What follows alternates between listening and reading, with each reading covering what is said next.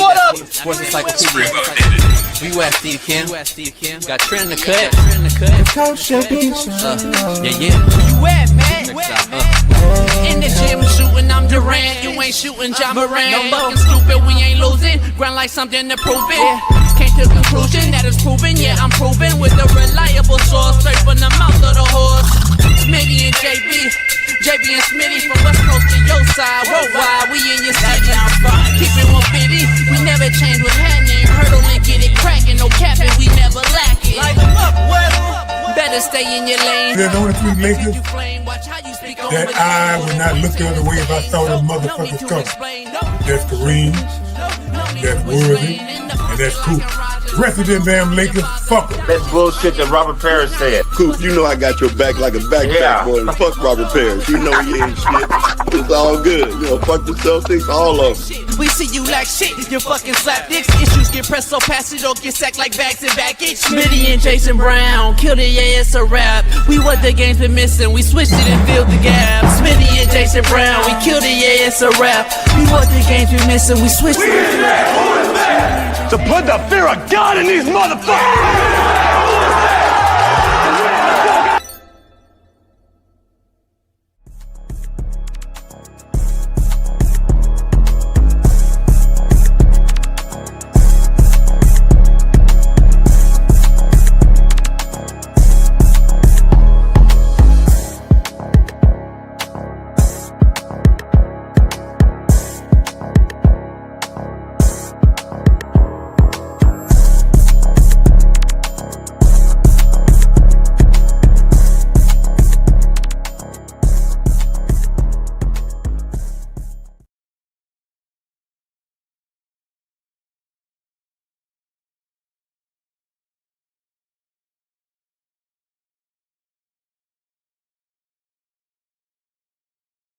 Eric Weddle, Super Bowl champ, and Coach Chevrini off his tough loss to number 3 team in the nation, West Florida, in the D2 level. So we're going to dive into it. Am I on? Bailey, you hear me? Why they say no sound? You guys hear me? All right, bet. All right, here we go. Did they hear anything? It's Merciless Monday. Tap in, pound the like. We got a fully loaded show today. E-Dub Monday, Eric Weddle, Super Bowl champ Monday, Shaun King, and Coach Chevrini. We'll see if we're going to get one more person on. So pound the like if you're not. If you haven't, we're going to talk about it all. Short, fat, skinny, tall on this Merciless Monday because I'm taking no mercy. Mark Sanchez was deemed innocent. I want you guys to all hear me because I'm going to address something else after this. The Mark Sanchez issue is huge. He was deemed innocent before anything was released. Some folks even made comments on social media about him being attacked by fatherless kids in downtown Naptown and Indy, and so on and so forth. In essence, putting their foot in their mouth when it turns out that the kid was the aggressor. Mark Sanchez was the aggressor and seems to have been charged, arrested, and will probably lose his job, his good old boy reputation, and his future TV appearances as more and more evidence continues to show up, stacking up against him. The Ravens are cooked. They are a bad football team, as I have been telling everyone all along. Even on the first week that E-Dub returned from Baltimore with Big Smitty, I said regardless of who the quarterback is, their defense is the worst in the NFL. You can't fix that. Injuries are one thing, but the Vikings and the 49ers and other teams have tons of injuries as well as a backup quarterback. And guess what? They don't look this bad. They're finding ways to win. There is simply no excuse for this. I've made comments about Aaron Glenn as being the worst football coach in the NFL. I want to be sure you guys are understanding what I'm here to say. I still believe that. But I also want to be fair and honest on the realest show on Planet ERF, because I also said a few weeks back that the Raiders, you can tell they look fundamentally sound. They're culturally getting better, structurally getting better, more disciplined. I got to be honest with you. They look bad. They look a step right there, maybe in the same direction as the Jets. And I want to make sure that I own up to what I said, because I did say they were a well-organized machine and they were better than last year, and they look more this, and they look more that. I may have spoken too soon when it comes to this particular subject. So I want to be clear. Pete Carroll may be past his time. Geno Smith is a shell of himself. Chip Kelly, he needs to go to college and stay there. And the Raiders are a bad place right now. I'm going to be honest. And I took a horrible bet. I took them +8. Oh, my goodness. What a bad move. Smitty, you can give me shit for that later. Colts look good. The Dolphins are cooked. McDaniels will be fired along with Aaron Glenn, in my opinion. But Carroll may not be far behind with the product they're putting on the field in Vegas. There is some bad football being played right now, folks. I'm just going to be honest. The Doyers shock everyone by beating the Phillies, as I said they would. But my other World Series opponent, the Yankees, may be cooked. They're being fucking destroyed by Toronto, and they look bad. Or maybe Toronto's very good. I don't know, but we shall see tonight as the Doyers play Game 2 and the Yankees travel home to probably lose Game 3 and wrap this series up. The Mariners lost Game 1. I believe they held on last night. The Brewers smoked the Cubs. Doyers, Brewers, you're coming next. But what do I know? What I do know is my Far East Sider, Naptown legend, 317. LeBron hairline having Lamar Jackson loving an AR-5 to the curbing. D. Jones, Danny Dimes loving. Indiana Jones, now they call him. Big Smitty joins the show. What's going on, y'all, man? Happy Monday, man. We here live. We back. We feeling good. Can you hear me? Can you hear me? Now, yeah. What's going on with the sound today? Because I couldn't hear you the first 15 seconds. Yeah, I don't know. Bailey muting motherfuckers or something. I don't know. I don't know. My signal probably acting weird already this morning. But what's going on, homie? You went +8 on the Raiders? Why is that only thing you remember I said in the lead-in, homie? Because that's insane. Like +8 on the Raiders. So I picked 2 upsets of the week, right, on Patreon. Yeah. I want to make an announcement. Titties and Tequila tonight on Patreon will be a special episode. We're going to test something in the water. It's myself and Pac-Man Jones. Pac-Man Jones, one of his bitches, and one of my bitches. So make sure you guys tap in tonight on Patreon. Oh, Pac-Man going to be there in person?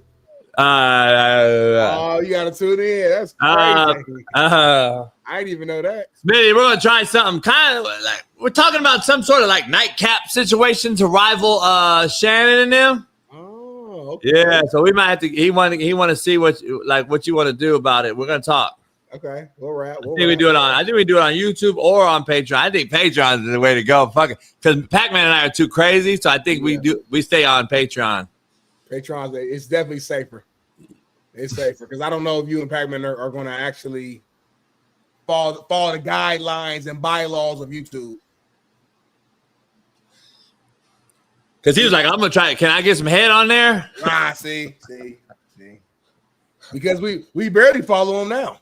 Yeah, because you got BPS internet and it's always in and out. But anyway, yeah, I took 2 picks, Smitty. One of them won. My upset pick of the week won. Denver beating the Eagles. I won. Yep. I won that. And then I took the Raiders +8, and that was scared money don't make money. Either does dumb money, but I tried it. Colts put it on their ass. Smitty, the Raiders look horrible. The Jets look the worst, but they look bad. It is what it is. I don't know, but anyway, Smitty, I want to dive into something real quick because I got like 1,000 death threats over the weekend, and about like 1 million DMs. Apparently, I don't know. I guess I offed Kyron Lacy, the kid, unfortunately, who passed away. And for some reason, I'm the main culprit here. But anyway, we made a video, and I want to be clear here. And I want to get Smitty's take, just having the banter with him as we address the situation. This Kyron Lacy thing, usually Smitty on lead-ins, I write him out a little bit so I can have something to follow. I just want to talk to you about this whole thing and just keep it real because I've talked to several of my former players over the weekend, a couple guys from Louisiana who I coached back in the day. They're 35, 36 years old now. And they're upset about the whole thing. They're upset that I haven't came out and issued an apology. And I keep asking, what is my apology going to say? And what is it going to do? Listen, the situation has become a remorseful one for some, and then a truth-telling moment for others is all I want to say. I just want to have you on, Smitty, because you were against the thumbnail we did months ago. I believe it was back in April when the kid passed away. And Smitty was against it. He wasn't on the show that day. That's probably why I actually did it, to be honest. And then Smitty did a video later, and it said coward on there. So everybody took that coward word. They ran with it. Half the death threats that I have over the weekend never listened to the show, the actual video at all, where I didn't really disrespect the kid whatsoever. But others did. Shannon Sharp, much bigger platforms than I hope they're all getting the same DMs. I don't hope, actually. But I don't know where. I guess we getting bigger, Smitty, and I guess the show and the brand or whatever. I guess that I've dug that ditch. I guess it is what it is. I just want to be clear. I don't apologize for shit I say because this is just who I am, and no apology will fix this situation. Anyways, I stand on what I said at the time. I still stand on what I stand on. I took down the video, the first video, only video I've ever taken down on Twitter. And I let them know I took it down because of I just want to respect the family and the kid. And that's why I took the video down. Nothing more, nothing less. I had radio host shows coming at me. Apparently some Louisiana show I went on back in the day. I didn't even know I went on their show. Pretty big platform. They came at me. Listen, I have helped kids like Kyron Lacy my entire life and had several of my former players reach out to me on this topic. Several of my players wanted to come on the show today and defend me and tell everyone to eat a dick. And I'm like, nah, this ain't that situation. I want to begin the show off by taking the offense, though. I want to be offensive because that's my life. I've always been on the offensive. I never take the defensive in anything. One of my former players posted a Facebook post. I was telling Smitty before the show, disappointed in my video. He is a kid from the boot. He's from Louisiana. I recruited back in Compton back in 2008. So he's a grown man now. And since we have talked, he made his points. I made mine. We hung up saying we love each other because I believe at the end of the day, they know who I am. Now, I say this to say this, Smitty. A bunch of people out here in this, in this world bash my names for years, Smitty. I don't know if people realize off of a fake allegation of using the word Hitler. I also received 8 felonies and I was fired for helping the same kids I said were like Kyron Lacy, over thousands, but 125 to be exact, who I had to leave forcefully in 2019 after the Netflix show kind of slandered my name. These same fucks sent messages, videos, text, calling and laughing, etc. when I was fired. So it was a definite low time in my life, Smitty, but it pissed me off more than made me sad, I guess, due to the fact that I couldn't help kids anymore, especially inner city ones, which being where I'm from and doing what I did my entire life was the hardest part, I guess, to recover from. So my point, Smitty, is that I could have took my life and had every fucking excuse in the world to not fight for my innocence while facing 8 felonies. And you and I have talked about this before on here. Mm-hmm. Did any of these fucks reach out to me or say sorry? Fuck no. So I take the offensive because I want them to understand, get the fuck out of here. The bigger issue here is, Smitty, that I want to be clear with, I don't think people are talking about, is that this kid is no longer with us. And he would be free today from the allegation that he faced with the car accident issue. My video never once disrespected the kid and his family. The coward thumbnail is what is the disrespectful side that Smitty can agree on, that I could disagree with or agree with. That could be the conversation. I get it. I'm not one to slander someone that dies. I don't care if they did a bad thing or a good thing or whatever. If you're dead and you're moved on, why do we continue to bury and put dirt on it? Listen, unless you're some pedo or some weirdo that's harmed a boy or kid, I don't want to just wish death on anyone. That's what I did my whole life. But I just want to be clear, Smitty, like, I don't understand why these folks act like I killed the kid. That's what the DMs I'm getting are. It's utterly stupidity. Like, and I asked them, have y'all hit up Shannon Sharp? And have y'all hit up Barstool and all these other folks who actually bashed the kid and ran him through the mud, or just me? I'm just confused. if this kid, in my opinion, and I'm just standing on my business, because if this kid was innocent at the end of the day and thought he was, I have a very hard problem with their lawyer for not getting this video out to the public way earlier. Number one, when he came out on big shows and said he had the video, I don't know why he didn't release this particular video. But I want to be clear, Smitty, like, why wouldn't you want to see this? Like, why wouldn't you want to fight it if you're the kid and you're innocent? Why wouldn't you want to prove your name to be right for your family and your fans? These are the questions I ask myself when I face these low-ass times in situations like these.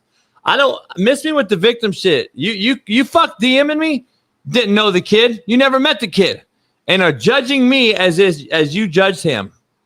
And we'll all face this shit. I'm gonna be honest. My name has been lied on since fucking Netflix. You can still Google my name right now, Smitty, and find felonies, lies, and bullshit that pops up. Am I supposed to go kill myself now? Fuck no. I fought for my name to be fixed. I didn't cry over spilled milk. Crying in a river did me nothing. So I take the offensive today saying this. I dropped my address to a bunch of these fucking clowns because if they feel froggy, then leap. But I agree with Smitty. The thumbnail could have been harsh after the passing of the young man. I coached these type of young men my whole life. And I've likely helped more of the kids that actually have DM'd me, threatening me this weekend than they actually knew Kyron Lacy. I've helped them and are related or correlated with the kids DMing me probably more tightly than they realize. They're quick to defend someone they don't know, but they're quicker to kill someone who wants to help them. That's the ironic part of this shit, homie. I love kids my entire life. That's all I've ever done. I've dealt with this my entire life, and it hasn't changed. I just feel horrible for the kid's family and the friends. I deleted that video, but he also was the one who made the decision. Not me, not you, not anyone else. We should be trying to make sure we don't allow another kid to do this instead of wanting more of us to die, I guess is my point. But Smitty, I'm not going to sit up here and fucking like crucify the kid at all. That wasn't my intention that day. But I do know videos that came out that did do that. And I don't see anyone getting heat like I am right now. Like this motherfucker got me. If it was DMs, I'd be going, what is that, trending? I'd be trending. I got a million of these motherfucking DMs. And of course, we don't, like we said, we don't know what DM anybody else is getting, obviously, because they're not talking about it yet. So who knows what they're actually getting. But yeah, no, I understand a lot of what you're saying. If you guys were here on that show or go to my social media, you can see the video that we posted when I had a chance to rebuttal. Like when you watch what JB said, a lot of what he said I understood and I didn't have a problem with it. Just like I said, I mean, you just alluded to it. I just thought the main thing was the thumbnail and the title. Like the thumbnail just said coward, but I'm pretty sure the title specifically, if you go to the video, it says Kyron Lacy is a coward. Like it literally said that. So like I disagree with using the death of somebody as a way to get clicks.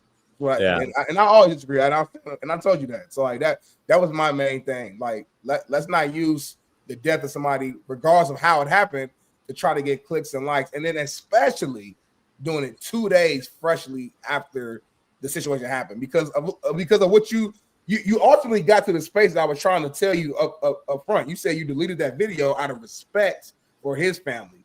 That was my whole thing. Let's respect his family off the bat. His family don't want to see coward associated with his name or Kyron Lacy is a coward. Don't matter what you said in the video, it don't matter. That's there. That's the title. That's the thumbnail. Boom. So if I'm his mama and I'm just on Twitter and people are tagging me or whatever, or I'm his cousin, his daddy, whatever, and they're tagging me, hey, did you see this, Miss So-and-so? You see this? And they're just saying Kyron Lacy is a coward 2 days after my son just, did what he did. It's just like, I just thought that was just the wrong move to do. That's it. Like that was my only beef, really. Again, if you watch what you said, a lot of what you said wasn't really even directly correlated to Kyron Lacy. Exactly. It was more so like a bigger picture of what we need to do and being proactive versus reactive and things of that nature. So yeah, that's what it is. And that's what it really was. Here's the issue. People in the chat just apologize and move on. What am I apologizing for? Number one. Number two, what is apology going to do, Lisa? You're a fucking nobody. Eat a dick. And by the way, let's not mistake. The kid shot at his family and took a high-speed chase and that's what happened, by the way. So miss me with all your victim bullshit. The kid still did something that he shouldn't have done. Bottom line. And guess what? The kid would be here today. We should be fighting for that act. He would be here today and be free from the fucking false allegations that the video dropped. He would be free today and back playing football, by the way. That's the problem that I have more than anything. That's the part that hurts me as a former coach of kids. He would be here today. That's the bottom line. So I'm just trying to figure out why all you fucks in here are defending the kid and mad at me over the act that's happened. You act like I did this shit. Get the fuck out of here, man. Rest in peace to the kid. Hopefully the family gets to what their due process in the whole police video bullshit or whatever, because if the police was crooked as what they're saying too and paid off somebody to lie about the video or whatever I'm reading about, then fuck the cops too. They need to be held accountable, period. So I wanted to address it, Smitty. Thanks for coming on here with me for it. And, man, we'll see how this thing unfolds. But either way, it's unfortunate on the whole outcome. Yep. There ain't nothing good to come out of it, period. Oh. At all. You should locking up. You there? Yeah, I'm still here. I can hear everything clear. I don't know why my signal's so bad. All right. Quote of the day, Smitty. Let's get into it. Brought to you by BetUS TV. Head on over there today and use our promo code Coach JB. When life gets hard, don't wish it to be easier, Smitty. Decide to be stronger. Life's hard for everybody right now. It's a fucked up world we're in. It is what it is. But listen, when life gets hard, don't wish it to be easier. Go attack it. Decide to be stronger. I think we all need to hit that right now because all of us need to be stronger in times like these. That's just my personal opinion. But it is what it is. Sad days come, sad days go. Life goes on. That's all the 3 words I know. Gotta keep going. That's life. Yep. Contrary to belief, brought to you by Valor. Make sure you head on over there, pop the top, makes you sit, makes you dick hard, makes you energize. Valor, 20% off, Coach JB, promo code right now. It is very easy to defeat someone, Smitty. I want you to hear this clearly. It is very easy to defeat someone, but very hard to win someone, contrary to belief. That might See be how the difference is the statement? You get the statement difference?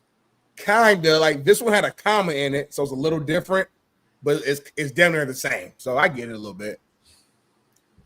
But while you're thinking about what I just said, I'm gonna refresh real quick, see if that changed anything, and come right back. Anyway, I'll address some of the chat here. Whatever you guys want to say. Okay, there we go. Billy Balls, take my balls out of your jaws. Shut the fuck up. A lot of dick riders in here today. A lot of you dick riders are in here today. Unbelievable. There we go. You look better. We'll see, man. We'll see. You never know. Pause. Huh? Huh? Oh, you're good. What's Bailey doing? Bailey, you good? We good? Bailey, you good? All right. Paul Christian Smitty. Don't his face be throwing you off? He don't know if shit breaking or what. Oh, yeah, you are. Stop. You are breaking. You just pausing real bad. That's but crazy. It is what it is. Yeah, I know over there on Prairie, their internet's fucked up, man. I get it. Yeah. Poll question, Smitty. Let's dive right into it because this is a popular thing going around. Should the Ravens tank for the next year's draft? No, I don't believe in tanking no matter what. I'm a competitor, and you're not going to tell me to go out here and just lose. Like, I'm sorry. I can't go out there and just lose. That's not my MO. So I think for me, it's like try to get Lamar healthy, try to get your guys healthy, and try to make the most of whatever this season is going to be. Maybe you guys do miss the playoffs, and but maybe you get hot at the end of the year, and you got some momentum going to the next year. Maybe you can go on a crazy ass run and get a wild card, go 10-7. I don't know, but tanking, I never believe in tanking. I never believe in tanking. And I'm glad you brought this up, Jason. Stop. Do you see how bad the offense is without Lamar? Quiet time. What you say? Quiet. What's going on, homie? Stop, homie. You on drugs? Let's talk quietly. Are you on drugs? There's no need to yell. This is a bad team, Smitty. I told you an E-dub. This defense doesn't travel, homie. You can't have bad defense. It don't matter who your quarterback is. Darnell Smith, former Fox employee. You know better. You know better than this. I signed a contract. Stop saying that company name, and you gonna fuck my money up. Netflix. Stop. Their defense, Smitty. Their defense is horrific, homie. They're last place. It don't matter. Their defense is the worst in football. It doesn't matter how good Lamar is. Listen, they're a bad football team. This is it. They're a bad football team. They gave Derrick Henry the ball 8 times. And then they come out and have a fucking – how many times did they give it to him yesterday with no Lamar? Because I sure picked him in my fucking DraftKings, Smitty. And I picked them on every single DFS. I picked them on Underdog, DraftKings, FanDuel. I picked them on every single thing. He didn't give me shit. I'm like, goddamn, homie, why are they giving him the ball? Just force feed to him. The way the game went, homie, they were down early. CJ Stroud was balling. Did no you matter. You see got Stroud? Yeah, Smitty, but listen, if I don't got a court, I got Cooper Rush. It don't matter if I go down 7-0, 14-0, 21-0. I'm going to run the football with Derrick Henry, and so I can hold the football and keep CJ Stroud off the field then if they're hot, and I can just do something like that. They're just throwing 3 and outs with Cooper Rush. I mean, you told me last season that Cooper Rush should have been the starter in Dallas. He should have. He went 5-1. So now Cooper Rush ain't shit now. No, I didn't say that. I said if you're just going to throw the ball with him and not hand the ball off with Derrick Henry, makes no sense. Are we just throwing the football now with Cooper Rush? Like, is he the starter now? Like, Lamar's out, right? We knew that.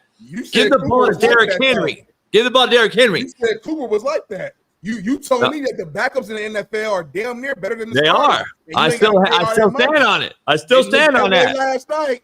I think it's being proven, isn't it? No, I think it's being proven. Cooper Rush didn't look like nothing like a Lamar. I didn't see it. It was nothing he did that was Lamar. Are you going to own up and just say you've been right about Sam Darnold and Daniel Jones the whole time, but now I'm talking about Cooper Rush? I don't keep saying every single show. Well, why are you talking about Cooper Rush now? Like I said, Cooper Rush, he won 5 games, homie, as a backup. And shit. Yeah, he's on a team that is run by 32 personnel team, homie, that runs the football from the quarterback position. Mm-hmm. What are you talking about? Mm-hmm. Come on. Lisa Wilcox, can you go away, you fucking cunt? God damn. I'm not saying that word on the show. Oh, fuck. Let's stop with the bullshit. Get her fucking ass out. You and Pac-Man do Patreon for sure. Because your ass, you get somebody you let the chat dictate your emotions. Are you doing the mime thing, Shador Sanders, right now? You let the chat dictate your emotions, what you say, and how you say it. Stop reading the chat. Matter of fact, JB, go click on private chat and stay there. Don't look at the comments. Click on private chat right now. I like it. I like to talk to Smoked Out. I like Smoked Out. You can't handle it though. What do you mean? That is handling it. I love it. I get killed every single day. Yeah, but you don't get killed. Like you don't get death threats. You don't get death threats. I get death threats. My DMs, I get death threats. Every now and then I go off, but I pick and choose it. You let these of us get to you. You're not used to the smoke. They tell me every single day, man, take Smitty off this show. He makes the show bad. I hate this motherfucker. And I defend it, right? I defend it, right? I get this shit every defend single day.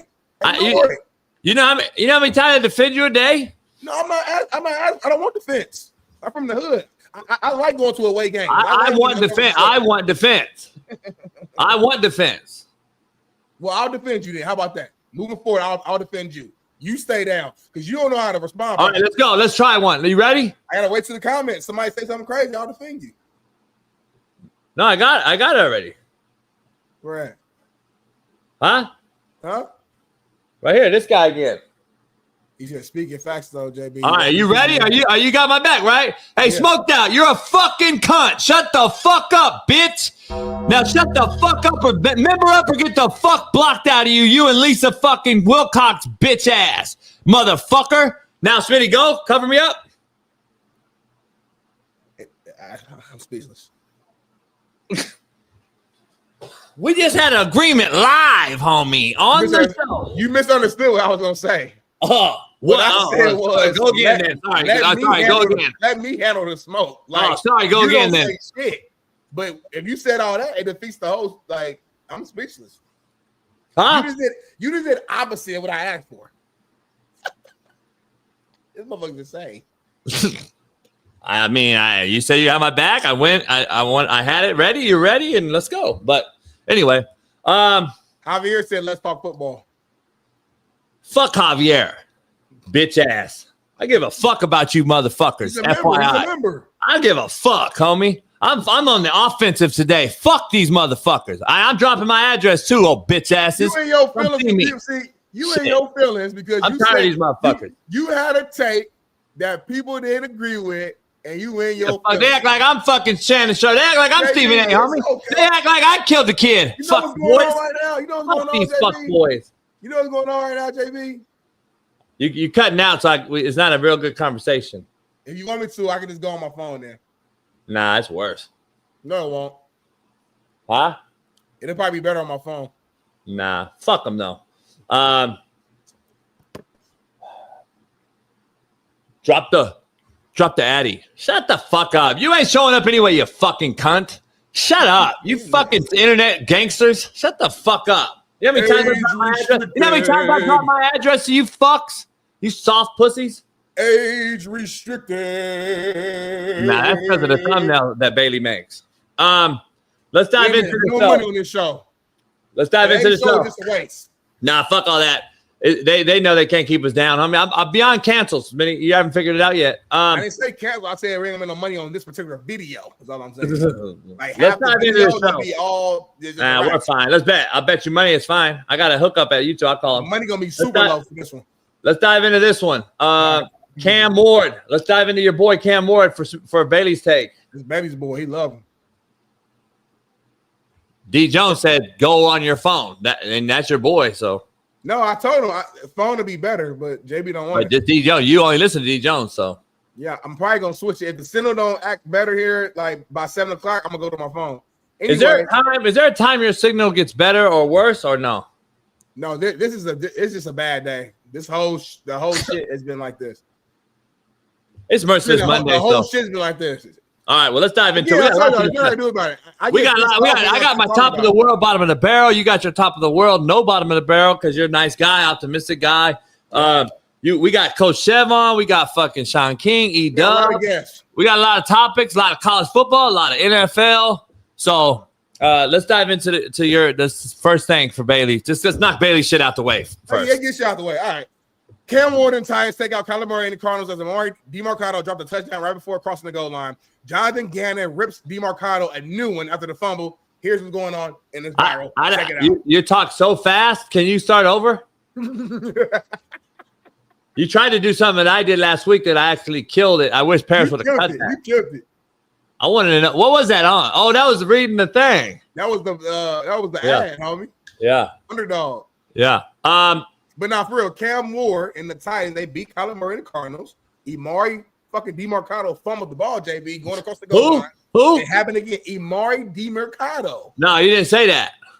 Amari DeMarcado. You said Amari fucking DeMarcado. Yeah, because it happened again. It's the second week we saw. First was my guy, Adonai Mitchell. And then now Amari, same thing. Fumbled the ball right before a touchdown. And Jonathan Gannon, man, cussed him out, hit him in the chest, all types of shit. I love it. I'm gonna be honest. This right here is not a bad thing. I think he was telling him, like, motherfucker, like, win the game. Yeah. So people take this shit out of context. This is why the Barstools and all these fucks who never played can't make videos, because they never played. They think this is like assault. Like, because these fuckers on Barstool and all these other fucks never played, so they have no clue what this is. It's fucking coaching, homie. And it's not even fucking, like, you can't be that way with these players anymore anyway. Like, these fucking make more than you. So basically, it's a motivational tactic at this point. It ain't nothing else. But I'm tired of seeing these fucks that never played not know that football dynamics, number one. Yeah, that's football. That's coaching right there. That ain't shit. I look at that. Like, he did that shit all the time. I'm glad to see it from that fucking soft Gannon or whatever his name is. Number one. He's not Number two, Smitty, can you go back to the fumble? I watched the game, and I thought he scored. Listen, I get the ball. I would have been still ripping his ass, but like that's a touchdown. I looked at it from the side too, and I'm like, I'm surprised they didn't call that a touchdown, homie. Like, I'm gonna be honest, because the ball across the line. Let me know this way. Yeah, like the ball, the point of the ball has to break the front of the white line is what the rule is. That's it. I don't understand. I wish there was a side view. I don't know how that's not a touchdown. Because he black. If that was Scatterbo, it would have been a touchdown. I guarantee it. If it was CMC, it was a touchdown? If it was CMC, touchdown, no brainer. Would have seen our arms up like this. Jackson Dart, any of those white boys would have been a touchdown. Let it be a brother. Now he getting his ass hit in his fucking chest. By the white guy. By the white guy. I tried to tell you. Fuck yeah, homie. It comes down to. And more from that game, too. You know why? You know why, though? Tell me why. Go back to white man can't jump. Brothers rather look good and lose. White boys rather look bad and win. See, CMC, he's running through the ball. Hey, Smitty, you know what white boys is? He got the ball, Smitty. He breaks the line like this, and that motherfucker's all the way in the back of the end zone and hands the referee the ball. That's a white boy. Here you go, sir. Touchdown right there. No? Let me see. That's a touchdown, clear as day, homie. He might have been losing the ball. Nah, he just a brother. That's touchdown, homie. But look, the white boy, though, would have had the ball like this, Smitty, and that motherfucker would have handed the ball. He would have all the way to the crowd like this. Perfect form, just like you saw it in practice. Yeah. Oh, like make it like motherfucker kissing motherfucker. Just like practice, homie. We cherish because it's not too many of us. Right. It's rare for y'all. We cherish the time that we get on the field as a running back, homie. We cherish the moment. CMC's gonna hand the ball like this to the referee, homie. Boom. Yeah, he scored. Yeah. White man can't jump. Y'all rather look good and lose than we look bad and win, homie. That's Woody Harrelson. Woody Harrelson was out there like this. He was in short like this, just hitting the ass. Wow. We like to look good and win, homie. That's the difference. Look good and win. You look good, you feel good, you play good, they play good. The great said that. Oh, I'm tired. Yeah, I know you're tired. You're exhausted. Well, while you catch your breath, there was a second part to this whole situation too, man. Kyler Murray, man. Got to talk about Kyler. Kyler Murray snapped the ball, got hit in the face, and didn't chase after the fumble. And he is it your internet? We got to slow down showdown. I'm exhausted right now because it seems all right, but you're exhausting me. You're exhausted because you're talking very fast, like an auctioneer. I'm trying to hear him get done because we got guests coming very soon, and it's over. The whole show's over. So really, it is you talking fast. That's why I want to know. I didn't know if it was internet or if it was you or what. Like, you're talking. It's very fast. I'm trying to catch up. There's a lot going on, and nobody can hear you. I think, and it's making for a bad showing because your internet's bad. You're talking very fast, and I'm exhausted already.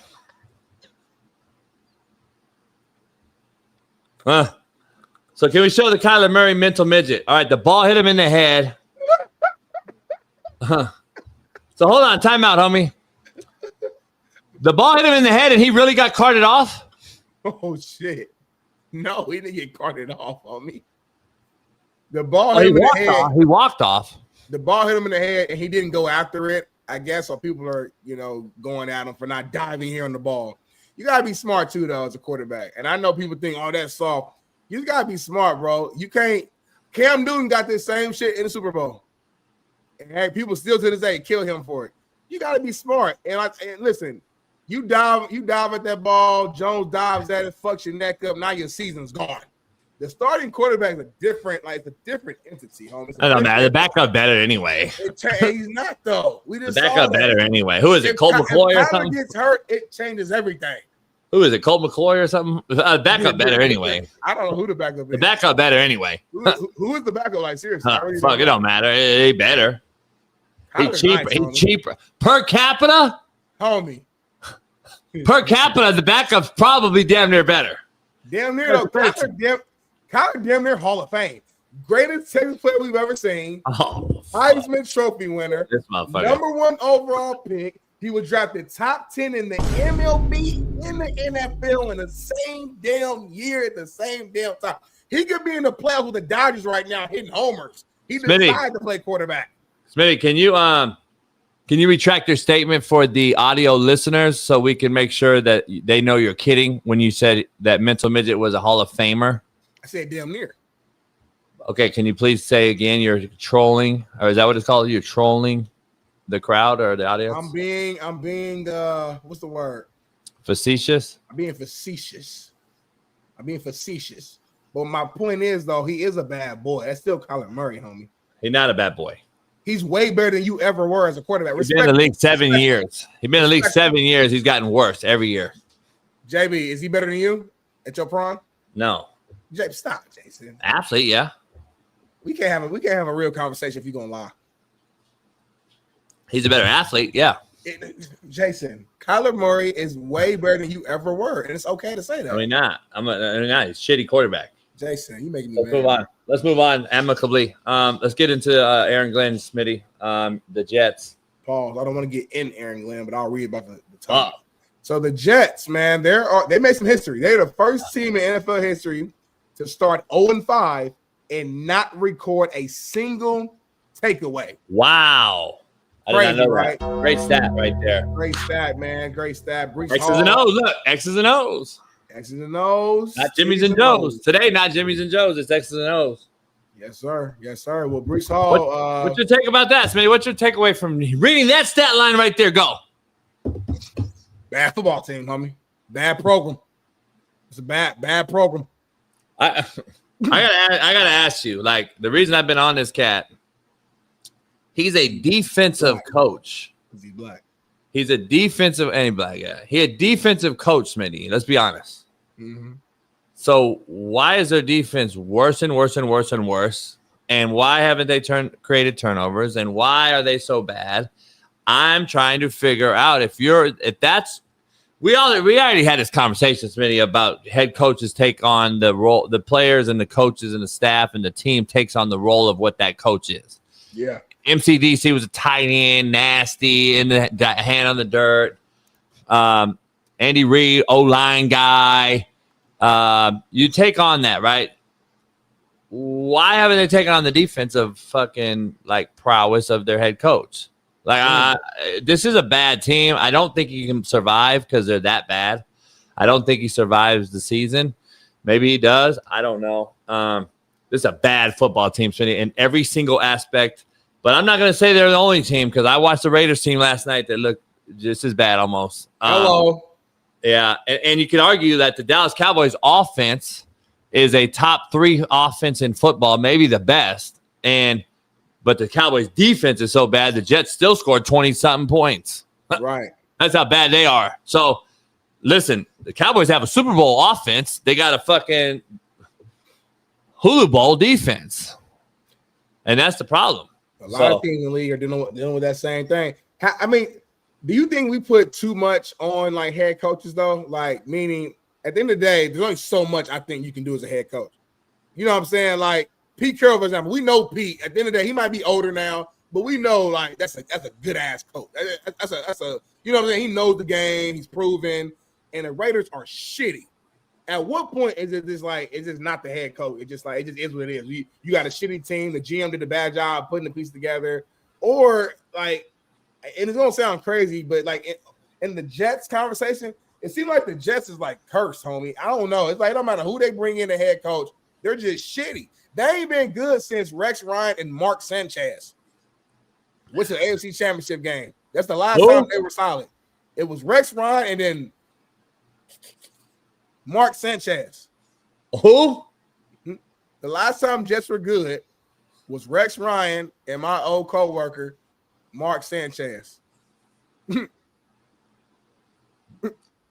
Well, speaking of the devil. Oh, shit. Let's dive into the thumbnail, man.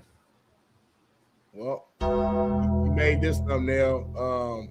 Before I go into this, I'm going to say this. I'm not friends with Mark. I know Mark. We work together. He would come by our room sometimes, wave, say, hey. He's been on our show a couple times. It's like a fourth guest. When I read what happened, it didn't add up at first for me, right? Like when the story first came out, before we knew any details, it just said that he had been stabbed and that he's in critical condition in the hospital. I'm like, Mark Sanchez? I'm like, the Mark Sanchez I know and work with, he's not even going to be like in a position to be in that situation. Mark is like one of you meet him, he's one of the nice people in the world. He's professional. He's PC. He's not going to say nothing too crazy anyway. So when I saw the story, I'm like, how the hell did Mark Sanchez end up in this situation? And then more details come out that he was the aggressor. And then he gets arrested. So this shit has been crazy the last 20 hours or whatever since the story has launched. And for people who hadn't seen it or don't know the details, like I said, he was in my city, Indianapolis, Indiana. He was supposed to be calling the Colts and Raiders game where the Colts gave the Raiders belt to ass. And the man ended up getting charged with 3 misdemeanors because he got into it with like a 69-year-old truck driver who apparently stopped by a hotel, I think to collect like some used like fucking grease cans or something like that. And this is the old guy, right? Like he requires hearing aids, so he couldn't really hear that well. And apparently, allegedly, Mark Sanchez was smelling like liquor, and he followed the guy, tried to get into his car. And I saw, we probably can't show the picture because it's kind of fucked up, but the truck driver got deep ass cut on his face, blood all over his face, and he said that he was defending himself and fighting for his life. Apparently, he was trying to pepper spray Mark Sanchez first, and then he ended up, stabbing him out of self-defense, and obviously that's what happened with Mark. So, I mean, I'm sure we're going to hear more details to come, but JB, this shit is insane. You're a USC guy, so I know you love Mark Sanchez. I'm not a USC guy. I don't know where you got that from. I'm actually a UCLA guy. If we were to say the guy part, like if you were to say the guy, like meaning like we talked about, like when you say the word now at the end, like I know. Alabama got a big win now. Alabama got a big win now. When you say that word, it's the same thing as guy. Like JB, that's your guy. Get your guy, JB. But when it comes to football, when you say you're more of a USC guy on a football field and more basketball, UCLA? No. Because of Pete? No. You love Pete? No. I was born at UCLA Medical Hospital. I'm a UCLA fan through and through. Everything. You was born at Cedar? Damn. At where? At Cedar Sinai. That's the best hospital out here. No, UCLA Medical is the best hospital out here. So it's not better than Cedar, but yeah, it is. Do some research. Carry on. It's all right. We get where your girl works now, man. Oh shit! I didn't say none of that. Right over there. I get right over there. Relax. You go right over there, make a laugh. Right in the back. I draw the line. Right back to the line, Marino. Go right back to surgery room. Right to open heart surgery. Yeah, but anyway, y'all take these addies, send me a DM. Let's dive into this. Please do. Give me your take, homie. So Mark Sanchez works at Trainees for a long time as a short order cook for a good friend of ours. You've been to his restaurant, Smitty. Yep. Jason Capono, Mark Sanchez, and others. I've known the cat since he was in high school at Mission Viejo. He's a shitbird. Everything I know about him, every single thing I know about him is that he's a fake-ass good boy, and he's a shitbird. So I immediately saw the post out there, and that's what I saw, and I was like, And Steve Kimmer in here talking when we were over here talking, and my buddy Pat Perez called me because one of his buddies was actually with Mark that night at St. Elmo's, and they were chilling. So Pat was like, "You hear what happened to this motherfucker?" I'm like, "Nah." He goes, "He got fucked up, I guess," but he was like, "My boy just had left him, said he was cool, but that motherfucker's a shit, bro." Anyway, that was a private conversation. But anyway, he's not private no more.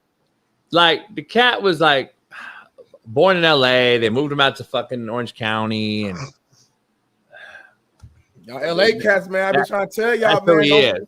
Orange County. Don't fuck around. I'm not like proud of it. It's fucked up situation, but I'm just telling y'all, like, y'all gotta leave Indianapolis cats alone. Like our lives are fucked up. Like shit for real. Smitty, he got he damn near got offed by a 70-year-old. Number one. Number two. Grown man strength. Number two. I told you about grown man strength. Number two. He lost his job in likelihood. He'll probably lose his job. And three. There's cameras everywhere. There's going to be video out on it. And this shit is some shit right out of Friday. Like, he got fired on his day off. He got fucked up. He got fucking, like, running around. Was he naked? Come out the pigeon coop? Like, this motherfucker, you know, when they fast forward, what's his name running around? Like, on that Smokey on Sherm? Yeah. This might be this motherfucker, homie. He might be this cat. Is this dude? I'm gonna ask you a real question because you know him more than me, and you know him. Nah, don't say it. Is this guy like part of the cart fucking tail, homie? Is he really like a boss in his whole organization? Nah, listen. He has a prominent Mexican last name, Sanchez. That's powerful in the industry. It's a powerful name in the Mexican community. But we have some prominent Mexicans here. Homeboy Henry Ramirez. Ramirez is another prominent name. Ramirez and Sanchez is top tier. Henry Ramirez, big time pro boxing trainer. He was here. And he was like, we don't claim our Sanchez. What? We don't claim our Sanchez. We claim him because of the last name. Okay. But we know you're a white boy. Oh. He's from Mission Viejo. He Orange County. Mission Viejo. Rich. Okay, got money. Hella rich, though. Yeah, homie. I want to see the video. If he's running down the alley really trying to like fuck cat up. Like I heard, you know, I'm connected. It's my city. It's my backyard. I heard a motherfucker threw a fucking 9 route and hit the back of his head, and the fucking driver tripped. That's how Sanchez caught up to him, and they started fucking scrapping from there. So a 9 route with what? Yeah, motherfucker had a bottle. Motherfucker had a bottle and threw a fucking 9 route. Hit Buddy in the back of his head. He fall, scraped his face on the fucking cement. Sanchez caught up to him on some drunk shit, bare feet, and they started scrapping. The motherfucker fucking loopy. He just pulled his knife out and started poking motherfuckers. He didn't know what he was hitting. Damn. Yeah. Listen. Allegedly. Always allegedly.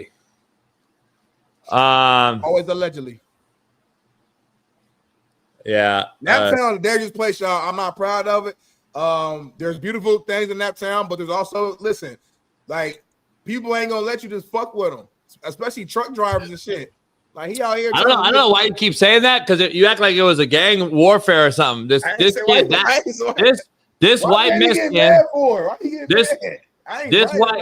But you keep defending like you guys are like a crazy hood or something.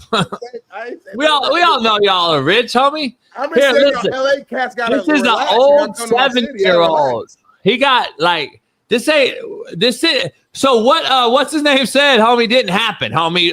Your boy, the right-winged, what's his name? Fucking Dan Dockage or whatever. Dan Dockage, what he said didn't happen, homie. What he said? That's a good conversation. Nah, I didn't see it until Whitlock and him got into it. Yeah, and Whitlock was like, I'm a fan of yours. I support you, but just admit you took an L, admit you're wrong, and move on. That motherfucker though, just like you, fuck that. I ain't admit I'm wrong. I don't apologize for shit. I didn't see it until later what he said. Like, see, that's the thing. Like, my thing with the whole coward thing and the Kyron Lacy thing, like, that was a thumbnail, and we all disagreed for clicks and likes. It's cool when everyone else does clicks and likes about me, but when I do it, I can't do it. But anyway, that's another story. So the kid, you know, passed away, unfortunately, and then, you know, obviously I didn't say anything about the kid, but I've never gone out and said, me and you go on shows and we're like, listen, we'll give our opinion, but until I know for sure that this particular situation happened, I'm not going to go out there and be like, hey, dog, this motherfucker got jumped by some fucking, yo, Smitty, y'all did jump to my boy. He said, I'm not surprised Sanchez got stabbed. He said, Indianapolis, it has nothing but fatherless black kids. I said it in my lead-in. Violent. I said it in my lead-in. And I responded to him. I said, so you responded to him or Whitlock? I responded to him. You know him? The whole thing. I said, I'll pull it up. Maybe I don't know if we got time for it. But you know him? No, I don't know him personally. But I just responded. I'm like, bro, like you spoke out of your ass. Like it's almost like he couldn't wait for some shit to happen just so he could unleash that information. Yeah, I saw that post after the Whitlock thing brought it. It came up on my thing when Whitlock when I saw Whitlock talking to him, and I was like, I thought they're boys, right? And then I saw it, and I was like, damn. And even Steve Kim, me and Steve were like, damn. And then it came out that it had nothing to do with nothing black. You don't even know nothing. You don't even know. We didn't know shit. If he got jumped, if he was with his boys. I was hearing from my boy that it was over a bitch. Like, there's all kinds of stories. You know, the story's gonna come out. Yeah. So like, that's just crazy. He was bro. waiting just to like. He had that information just in his arsenal. He was ready to put that out there for any. Yeah. We got 3,200 people in here and 500 likes. I told you that's why I'm gonna stop making sacrifices, homie. And I get it. Smitty, I get y'all mad at me and all that, but at the end of the day, I still love y'all. Do it for me though. Fuck JB. Yeah, I still love y'all. You mad at me and all that shit, like Lisa Wilcox or whatever, the fake fucking nobody. Listen, I still love you guys. Gene, do it for me, do it for Bailey, do it for Paris. Hey, Smitty, it's funny, like all the nobodies, especially these nobody fanboys in Louisiana who fucking act like they know Kyron Lacy, never even heard of him. But anyway, they JB. What? I'm just saying. Move on. You know what's crazy?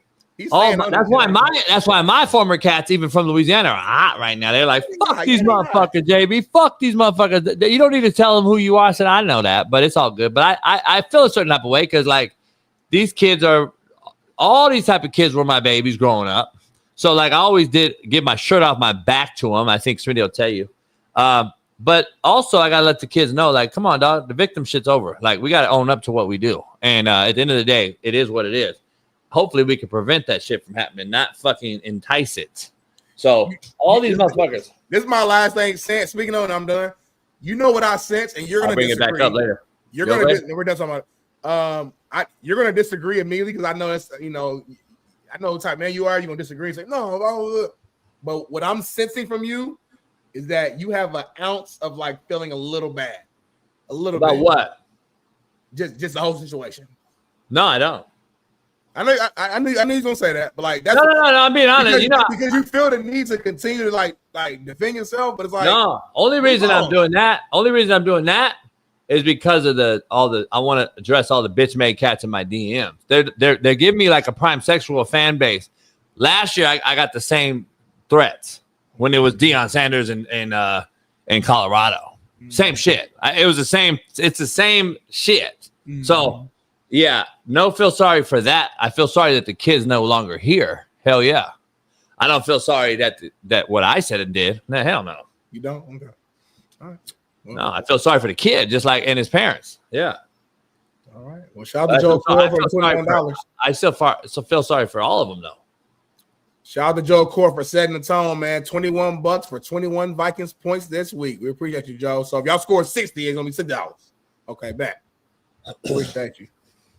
Cleveland will stick with DG. He actually had a pretty good first showing. He had 2 touchdowns, no turnovers. So I think they'll stick with him, Joe Core.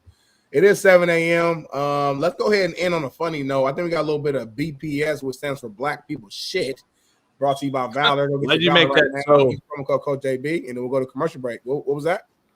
None. Melvin Queens, eat a dick, bitch. Shut up. Bring it up, Bailey.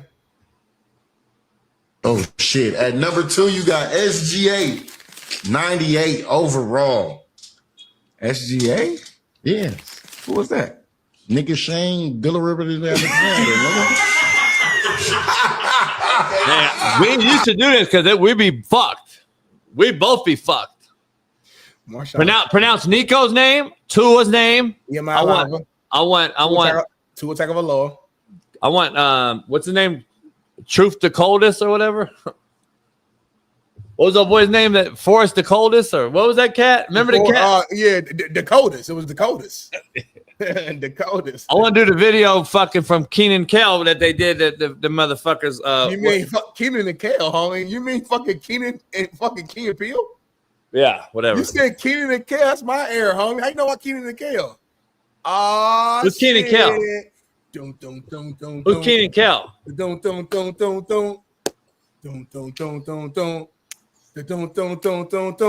R.P. Coolio, homie. Theme song.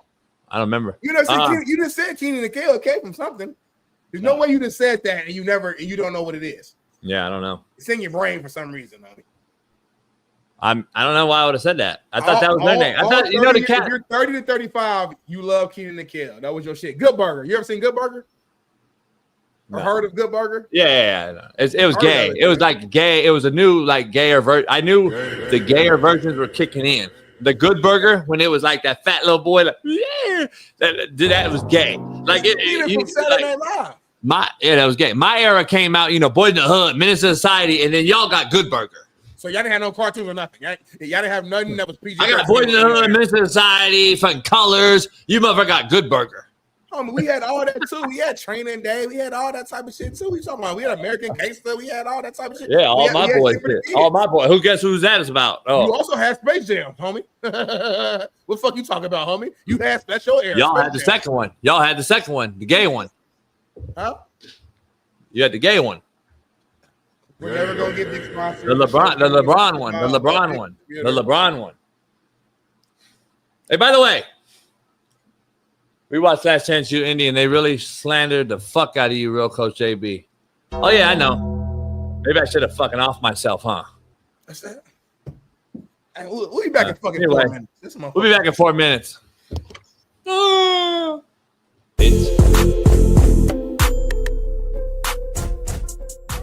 Hey, well, fuck it. I'll go home tonight. I'll drink my yak and smoke my stick, and I'll get it back cracking.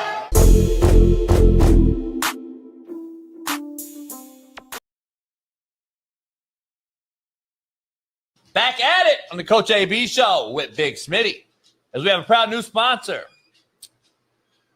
Valor is getting me excited. I am fucking hyped. This new drink. Fuck you doing, homie? Yeah, my fault, man. What the fuck are you doing? I'm sorry, man. That drive killed me, man. I'm exhausted. 2-hour drive. Oh, you don't know why I'm excited and hyped already? No, I know it's 5 a.m, but goddamn, homie. What's going on, homie? We got this new sponsor. Valor. Valor? Hold on, man. You haven't had a Valor? You ain't tell me about Valor. You're that tired. You didn't tell me about Valor. Look at this. I mean, the can looks dope. What is it? Valor Energy, homie. All right, well, let me try it real quick, man. You want to fucking pick me up? Shit. Does it really work? What? Watch out, homie. Oh.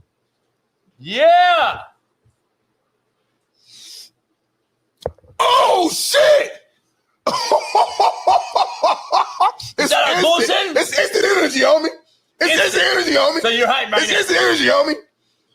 Oh, cheers. Cheers. Valor. Blueberries and cream, nitrogen infused. No, berries and cream. No, this is my infused. favorite. Blueberries and cream, my favorite flavor. Berries and cream. Blueberries. Matter of fact, I got another one over here.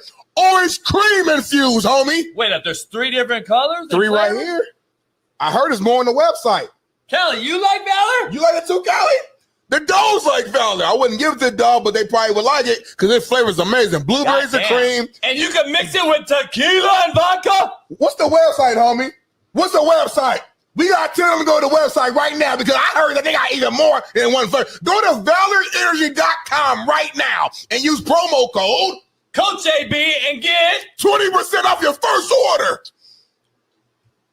Through the month of September. I encourage all our fans, our loyal fans, to post a picture with their Valor just like Smitty and I do and enter a sweepstakes. Our winner will guest host a show with Big Smitty and I. You ain't gonna guest host the whole show, but we're gonna bring you in and let you talk for about 5 to 6 minutes. I'm gonna be real with you. Tag Coach AB, tag Valor Energy, post a picture, hashtag, and we're gonna bring you on the show for a few minutes, man. Valor, VALR energy.com. I'm hyped up right now. Look at these Valor t-shirts, merch. We got it. Woo-hoo. Look at that backside for me. Way more athletic.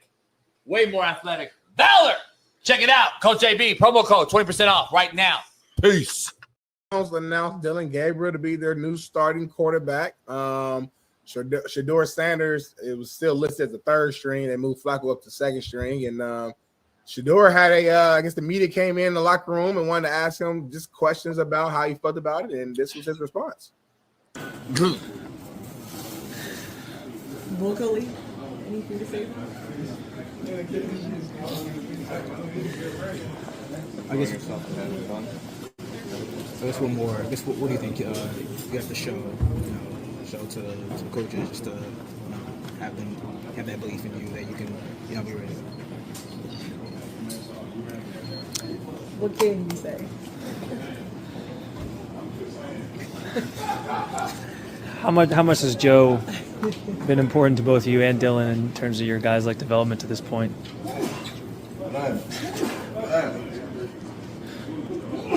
Y'all might as well. I got secondhand embarrassment, Brady. I'm just gonna start off. I have secondhand embarrassment. Like if you just for instance, like when I had a daughter that was young and she's a little kid and she's going to karate and I'm taking her to soccer and all these other things. I'm like, every day's an interview, girl. You better not go around acting a fool and these mamas peg you as this or that. Like you have a kid. I'm sure like I tell AJ McCarron, like I'm teaching my son right now. Every day's an interview. Somebody's watching your ass. Like we're doing that as babies and kids. I don't understand how this grown ass man in the NFL who's already receiving paychecks is acting the same way my daughter did at 6.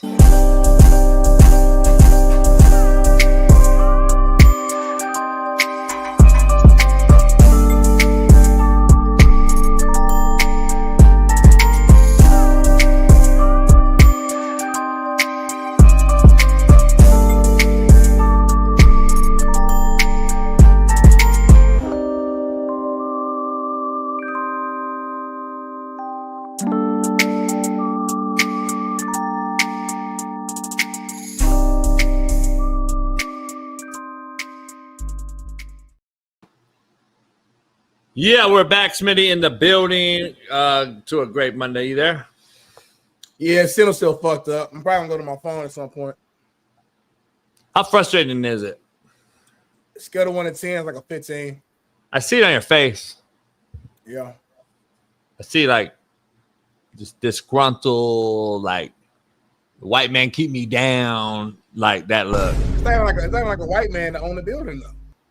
Like None. Let's keep it rolling. Peruvians own your shit, no? Or like some Hamases? I don't know what a Hamas is, but like his last name. What's his last name? I'm trying to think. What's his name? So Mina Kimes, man, my homegirl, man. People are going at her online over this What happened? Mina Kimes, one of the top analysts at ESPN. People are going at her because of some clip she had online talking about Aaron Rodgers. Check this out. Of in an Aaron Rodgers offense. Deep ball. I wouldn't say he had like super diminished arm strength, but he couldn't do the things he used to do, which is throwing the ball off platform with pressure in his face. So he can't throw, okay. Off platform, pressure in his face, throw a dime piece. Got it. All right. Well, again, why women should shut the fuck up when it comes to football. But go ahead, Smitty. What happened? Your shit is scaring me. Your shit is like, because this what, so I give you a little example of what you look like right now. So like you're in tune to the show and you're like this and you're ready to like bark back at me. And then the next thing I see is nothing. And then you're here. So it's literally like segmented too. And it's fucking crazy. Like it's scaring me. It's like a ghost is in the building. I'm gonna hop on my phone. Get right there, homie. I'm gonna hop on my phone right now. Let's try and see. I don't know. We'll see. Me and Kyle, shut the fuck up. Better shut the fuck up. Make me a sandwich. Make me a sandwich. Shut the fuck up. We got to stop with this bullshit. You don't know shit about shit. Read the fucking cards and shut the fuck up. God damn, homie. It's so fucking embarrassing to listen to your fucking ass week in and week out. How do you have a job and I don't? Oh, I know why. I say fuck, bitch, cunt, motherfucker, pussy, gay. That's why. It's all right. I'll keep saying that shit too. You know why? Because you can actually still find me. So if you really want insight, you can find me still. Should he turn the phone the other way or no? No. Why are you so animate about no? Because I like it's better. It's easier for me to do it this way. I can tilt it. It's a better angle. When it's horizontal, it's from a weird low angle. It's the same internet. It's worse video and the same internet. Oh, no. God damn, this is the ghettoest fucking show. Like, it's a real show and all, but it's like, fuck. Lisa, why are you here? Lisa, why are you here? I thought you. Like, I gotta ask you. I gotta ask. All the comments is all she keeps talking about is me. Like, what the fuck are you here for, bitch? Make me a sandwich. Shut the fuck up. Like, bitch, get on your knees and suck dick, or get the fuck out of the show, bitch. I have a question. When you say make me a sandwich, what exactly? I guess like what's the mindset? Like, what exactly are you saying? What are you thinking? Like, when you say that in relation to a woman, and that's always the first thing you say, even with Mina, with Lisa Wilcox, like let's dive deep. Like, what do you mean by that? Lisa Wilcox? Don't give this bitch no name. She ain't no fucking real bitch, homie. Stop. All right, Leah knows why. Ask Leah. She said it right there. She just showed you sandwich. Can you read it? I can't see. Huh? She put a sandwich and sandwich emoji. She said sandwich and put a sandwich. But what does she mean by that? Because that could have she would like a sandwich. She was right there. I mean, she wants to make a sandwich. That could be a different meaning.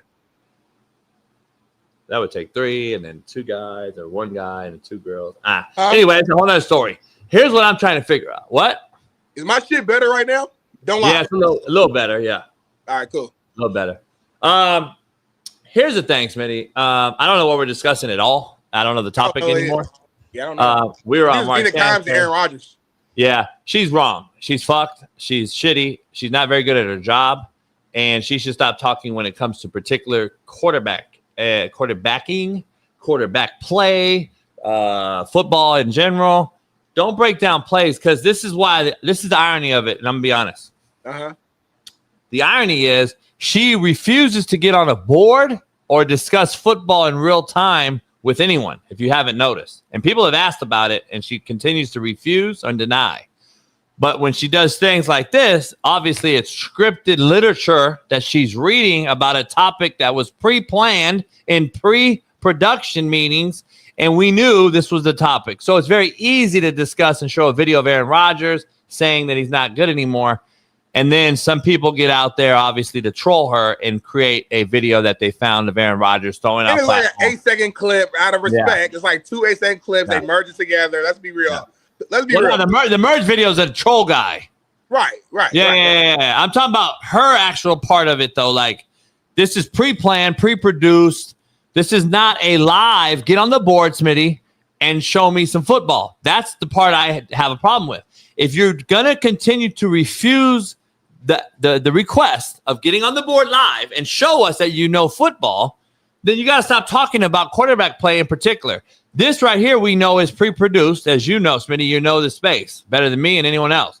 It was pre-produced. The video was in queue, ready to go. It was an Aaron Rodgers off-platform discussion and debate. We already had queued it up. She knew the literature to read what it was about, and that was a discussion of that particular show, correct? Correct. And then someone trolled and put that show, that thing that he can still do it, blah, blah, blah, whatever.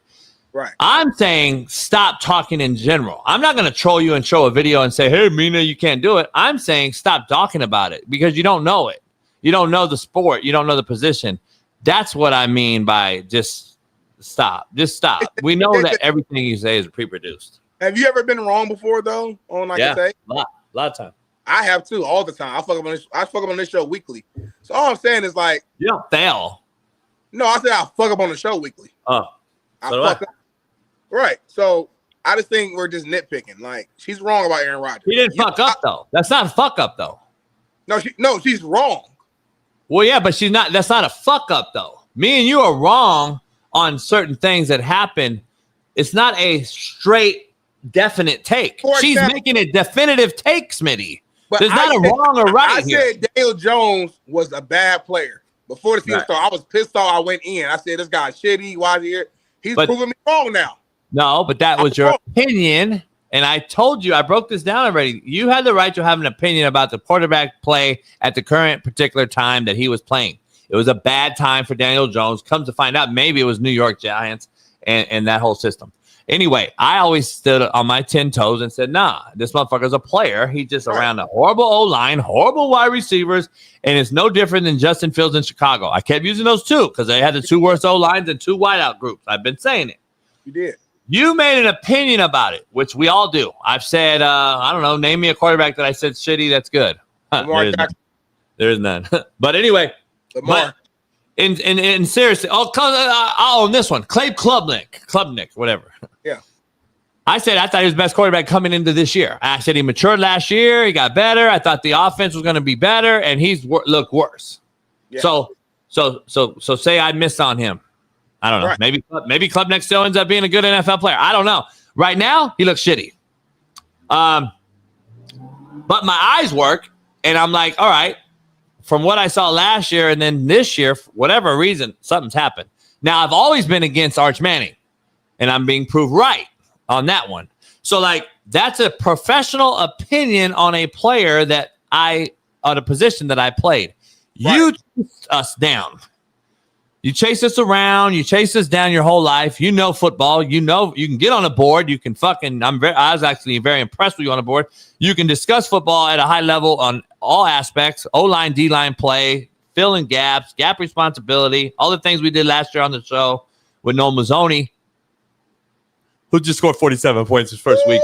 Anyway, real quick. That's hard. We're going to dive into UCLA. But Smitty, you have a professional opinion. Your opinion is a professional one, regardless of what people want to think. I'm just telling you, I don't understand why people don't grasp that concept. Minas is not. She has never had the right to discuss this position in totality. And she's only reading pre-produced content. And she's wrong with it. It's a bad look. That's why I say this, not anything else. All right. That was actually like a respectable take. That was mature. You took your time with it. You broke it down. It makes sense. I have no rebuttal. But the bitch need to make me a sandwich. So let's keep going. Everything's full circle. Everything comes back to it's like you have something inside of you where you just you call it truth serum. I call it fucking disrespect. I call it I get it. I was talking to somebody yesterday. Because I was with some people that were like, yeah, man, your coach, JB, he's funny as hell, man. I said, yeah, he's funny as hell. I said, this motherfucker literally says whatever comes to his mind. there's no game. I don't mean it in a disrespectful manner, though. So your intentions are pure. My intentions have always been pure. I'm a good-hearted individual. I love all people, by the way, contrary to anyone's fucking belief out there in Louisiana and all these other bitch-made cats. But at the same time, I don't have bitch in my blood. And I'm not going to sit here and take it and fucking, fuck you. You have no dick. Guardrails, though. But at the end of the day, homie, I'm a good-hearted cuss that is an equal opportunist asshole. Meaning I'm going to love you harder than I coach you, but I'm going to coach them all the same, homie. And that's what we miss in this world, unfortunately, and that's just fact. Somebody grandma could be on the show, and you be like, respectfully, you need to lose some weight. And you're like, what the fuck? Yeah. And respectfully, I would never say that. And respectfully, you shouldn't be on my fucking show, grandma. Get the fuck out of here then. Yeah, I would have told my own grandma. But I would have told my own grandma. Smitty, you've heard me on this show talk about fuck my mom if she said that. I know. Fuck my daughter if she said that. I know. Homie, the truth is the truth, regardless. The truth is the truth, homie. We got to start getting back to that. Smitty, it feels like we're in 1917. You're an anomaly, homie. You're a fucking different No. breed. Me and Ruben had this conversation. Ruben and I had this conversation. Ruben broke this down last night. Ruben's a very intelligent person. If you really sit down. He's high as fuck. Ruben's just so high and dying of diabetic and all this. Yeah. He's a very smart cat. Have you ever sit down with Ruben? But he broke down this yesterday. He was like, dog, don't it feel like we're in the fucking 20s again, even though we weren't in the 20s? Why is everything now? But we know how I feel like we weren't even there. Yeah. But, we know what happened then, right? Yeah, black people couldn't use white people's shit. Coming out of everything that's happened, right? We're breaking it down. Ruben was like, why does it feel like it's worse, homie, than it was even in the 80s and 90s when we were growing up? It's worse now. The racial divide in this country is worse now than it ever has been in my lifetime. And it's fucking sickening and crazy to think. Everything now is a race. Everything now is a black or a white thing. Every fucking thing, homie. Sports, fucking politics. It ain't even politics no more. It's touchdowns, fumbling the ball on the goal line. Everything's race. It's straight. It's not politics no more. I truly came to this agreement over the weekend, like having these conversations with folks. I'm like, I don't think it's politics no more at all. Like it's just beyond politics now. It's a straight up. I don't like that. No, it had nothing to do with that. Y'all more racist than me right now. No, we're finally fighting back and defending ourselves, and y'all don't like. You didn't hear what I just said. Yeah, I heard it. Y'all more racist than me right now. Because y'all think I'm racist, so you're more racist than me right now. Definitely not racist. No, that's the word I would never describe you are. You a lot. You know what? You know what I found. You know what's crazy to me? The Dan Dockett's thing to me. I looked at it and I was like, God damn. I mean, that like that shit was crazy because like even if I knew. Oh, here you go. Found it, Bailey. Oh, you a bad boy, Bailey. So here's what he said. Why would I feel any way but saying Indy is ridiculous? And see, I haven't read his original. That's the follow-up. I responded to because people was going at him. So this is a follow-up. Maybe they can find his original tweet who we can read. He might have took heat off me on the whole by this tweet. Yeah, I responded. I said the problem with your tweet, Dan, is that you put this out in reference to the Sanchez incident. And now that we have the details of what really happened, your tweet has no relevance to this particular situation. And I actually replied to my own thread and I added some more to it. We ain't got to add all that on there. But I'm just saying, I'm like, bro, I said, I'm a lot younger than you, Dan, because Dan's from Gary, Indiana. So he's from Indiana, but he's not from Indianapolis. And he's a little older, too. Dan from the hood, though, too. That's what's crazy to me. Yeah, Gary's bad play, but Gary. And Dan coached all brothers like his whole life, too. Right, and I don't know the history of them all. That's the. Well, he was a head coach in Indiana. You know that. You said what? You know he was a head coach in Indiana, right? Yeah. But like I said, Gary and that was a little different. I said, listen, I'm younger than you. I'm a little bit more closely connected to what's going on. And I said, yeah, there definitely are pockets in Indianapolis of young black kids who are out here on bullshit. That's a fact. There's definitely a young pocket of that. But there's also just like there's a young pocket of fucking white boys out there on fucking meth and drugs. That's true too. But the point is, neither one of those statements had nothing to do with this situation. So it's like it just was weird that he just came out and basically like assumed that it was a young black fatherless kid that stabbed up Sanchez for no reason. And then the truth comes out that Sanchez was the aggressor. There was no black people involved. It was the old white man, and he still want to stand on it. It's just like it just was weird. So I don't know. Oh, yeah, he even got what do you call that? What's that? Yeah, what's it called when Twitter corrects you? Yeah, like context, social media context or whatever. I don't know. But I just think that the country now is, when it comes to politics, it's about white and black. And when it comes to fucking taxes, it's white and black. When it comes to fucking whatever, I don't remember it being this way.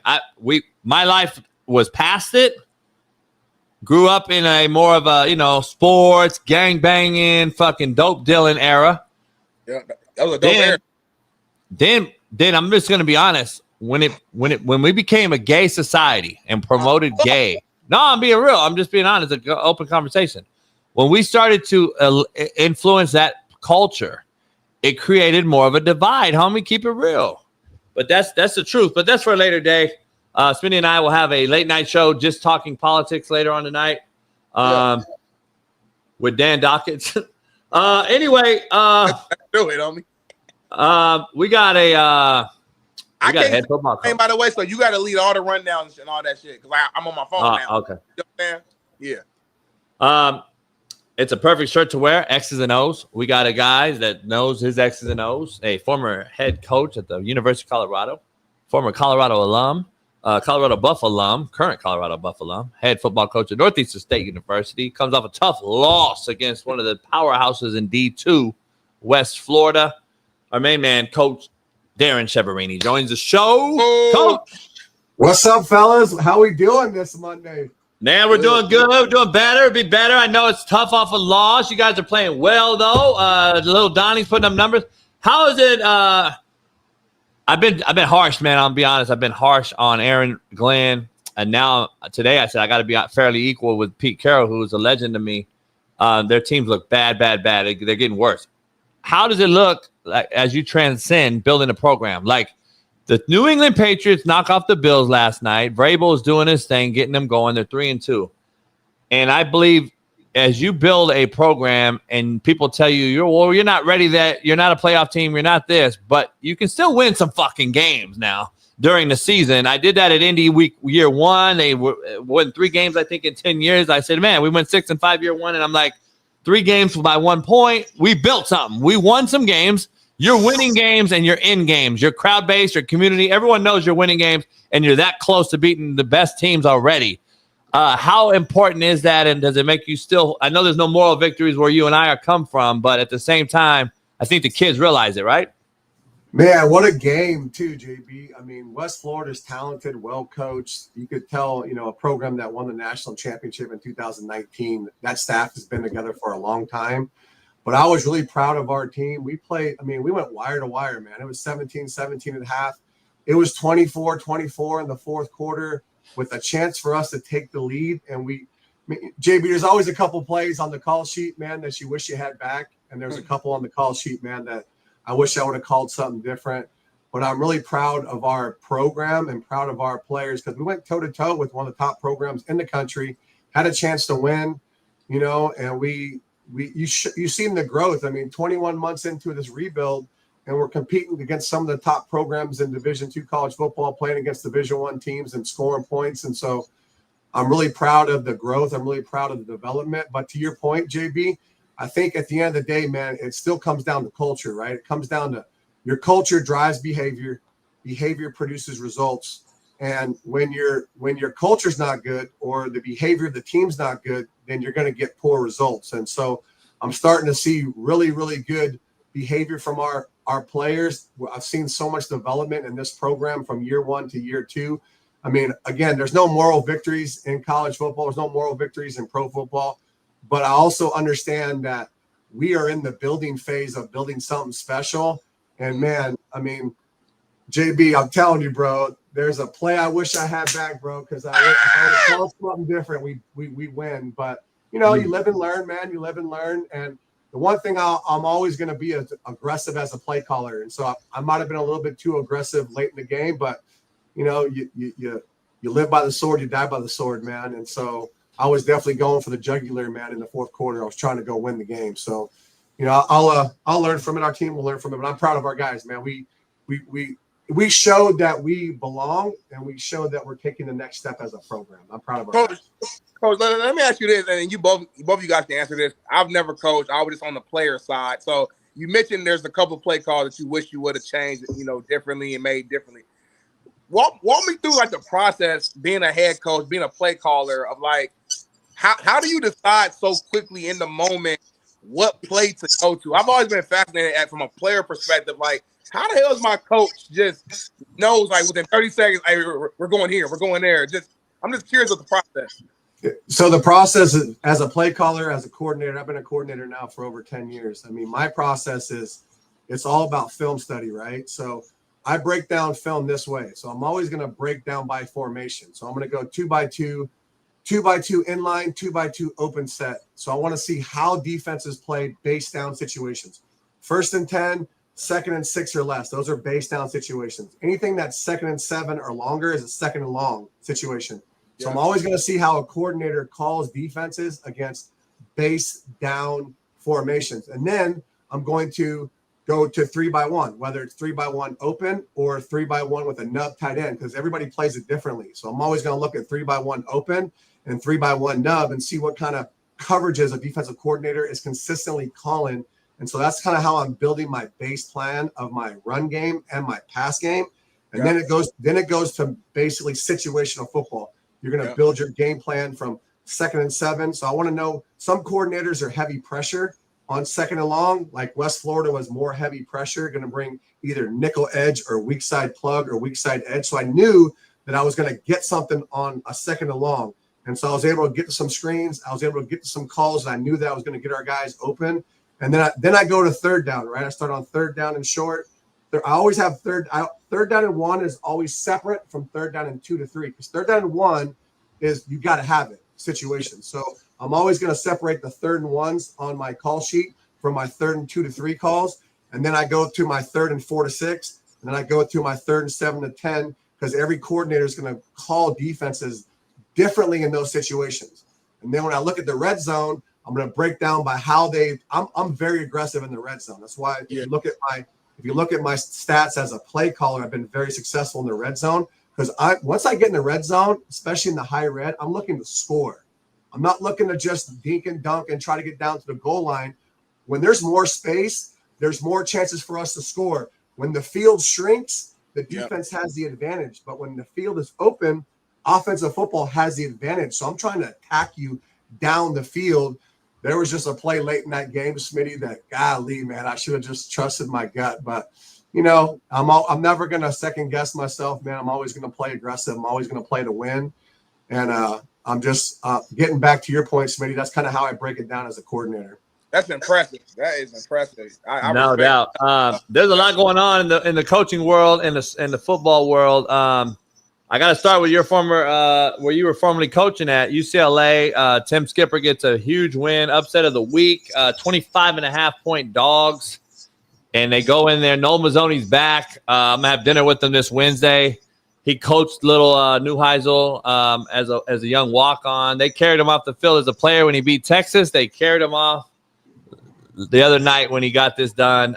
Basically, you can see Chevron and Exxon and everything Noel runs. You can see it, snag, swing, corner. Like, I'm texting Noel, like, you fucking running Chevron and Exxon to this day. And look, they throw 42 points up, Chev. It's kind of crazy. There's a lot of what ifs right now today, I guess. What if they were there earlier? All blah, blah. Is it more of a UCLA story or more of a Penn State story? It's all UCLA story, man. I mean, really happy for Jerry. You know, I played for his dad, obviously, at the University of Colorado. Rick Neuheisel was my head coach in college. And so Jerry was our ball boy when I was at Colorado. And then when I was on Chip Kelly's staff as an analyst, I worked closely with Jerry, and because he was a receiver coach when Chip was there. So I worked with the receivers and worked with Jerry. Man, I'm so happy for the family. I'm so happy for the Neuheisel family, for Rick and for his mom, Susan. And Jerry's a really bright coach, man. I'm glad he got an opportunity to call plays because he's getting a great opportunity to showcase his ability to be a coordinator somewhere next year. You know, it's probably not going to be at UCLA, but he's going to get a great opportunity to showcase himself as a quarterback coach, showcase his ability as a play caller. Because he's a bright young mind, he's just like his dad, which is scary. Like they sound alike, they talk alike, they walk alike. But Jerry's his own person, and he's a very good football coach. And I saw him run a lot of chip stuff too. I watched the second half of the game, and he ran a lot of Coach Kelly stuff too, stuff that we ran. So I can see Noel's influence, and I also see Chip's influence. And then Jerry's going to put his own personality onto it. And man, what a win though, man! To beat Penn State, to be 24-point underdogs in the Rose Bowl, and to have an interim head coach, an interim offensive coordinator, interim defensive coordinator, to beat the 7th-ranked team who just came off a tough loss against Oregon. Man, what a cool story, man. I mean, they're gonna build a statue of the Neuheisels over there at UCLA, man. Hey, man, I grew up watching the Pops. We know he was a legend at UCLA. Terry Donahue days. Let me ask you, Sark, man, has struggled against top 10 teams. He's done it his whole career. You and I are both boys. I mean, shit. You know, that's one of my closest boys in this business. But damn, they struggle against good teams. I was never a believer in Arch Manning. I don't know what the deal is with him. I can just see a lot going on. I don't know if it's an injury like we thought or if it's just a mental thing right now. But I don't think he's the guy we thought he was. I've been on that the whole time. And then Penn State and Franklin. These guys started off 1 and 2 in the nation, respectfully. They're both out of the top 25 today. You and I coach long enough. They're going to have years like this. We're going to have years. I went 2-8 my last year on fucking Netflix, and I had more talent, I believe, in the year we won it all. You know what it is, Coach. Like, I had more D1 kids. We had 41 a year. The first one, we had 42 that year. We lost and went 2-8. The nucleus matters, right? Nucleus matters, right? Like, it fucking matters. Yeah, culture matters, man. Culture, you know, and people say it, but it matters. Culture drives behavior. And people always say, well, Coach Chev, what is culture? Because everybody says culture, right? I broke it down to a very, very simple definition. It's like your thoughts, how you think. It's your words on what you speak daily. And then it's your actions by what you do consistently as a team. So it's your thoughts, how you're thinking. It's your words, how you're speaking and communicating with your teammates and communicating with people in the building. And then it's your actions on the practice field. I think, and I'm a firm believer that your culture drives behavior and behavior produces results. And right now, I think what's going on is whenever you're highly touted coming into the season and you're preseason number 1 or preseason number 2, man, there's the expectations, right, that you've got to be perfect. And right now, high-level college football, there's a lot of pressure to win and win big every single week, man. And, you know, Sark is an unbelievable play caller. I've studied Sark for years, man. He's an unbelievable play caller. You know, but at the end of the day, JB, if your quarterback's not playing at a high level, doesn't matter how good of a play caller you. I've been in those situations. I've been in situations where quarterback's struggling. He's not making the right reads. He's turning the ball over. He's not getting the ball out on time. And everybody wants to say it's the play caller, it's the play caller, it's the play caller. But at the end of the day, the quarterback position is the hardest position to play in sport, and it has the highest level of critique. But you're going to get all the credit and you're going to get all the blame. And right now, you know, from watching, I've watched a couple of Texas games. Like I've watched them from the first quarter to the fourth quarter. I don't feel that Sark is very confident in Arch to perform at a high level, and he's been very conservative as a play caller, trying to protect him because I think he feels like he can't give him all the playbook like he could with Quinn and other quarterbacks that he's had in the past. And then to get back to Franklin and Penn State, I haven't been overly impressed with the quarterback for Penn State. Aller, yeah. He's not playing at a high level either. And in college football is different than pro football. In pro football, your quarterback can be a game manager and you can get a couple first downs and punt. In college football, your quarterback has to be a star and you got to score on a lot of drives because I always say this, you got to average between 30 and 40 points a game in college to win consistently at a high level. In pro football, you can score between 24 and 30 maybe to win consistently. But in college football, it's got to be between 34 to 40 points a game. And if your quarterback's not performing at a high level, JB, as you know, man, you can't score points. Yeah. For Arch specifically, to me, it's like this. It's decision making. It's too many moments where he's holding the ball way too long. He's getting an unnecessary sack. He's throwing the ball late. It's like he's unsure of everything. You know what I'm saying? I don't know if that's because like a lack of experience. I mean, he played a little bit last year, but this is like his first full, it's pressure. It's pressure, man. It's the pressure. Yeah. It's the pressure, and you're pressing, right? Take his last name out of the equation. You're the starting quarterback at the University of Texas. All these preseason hypes, you know, you can take the Manning name out of it. Just whoever plays that position at Texas, whoever plays that position at USC, whoever plays that position at Florida, whoever plays that position at the Blue Bloods, right? At the Blue Bloods, dude, there's a lot of pressure, man. And some people,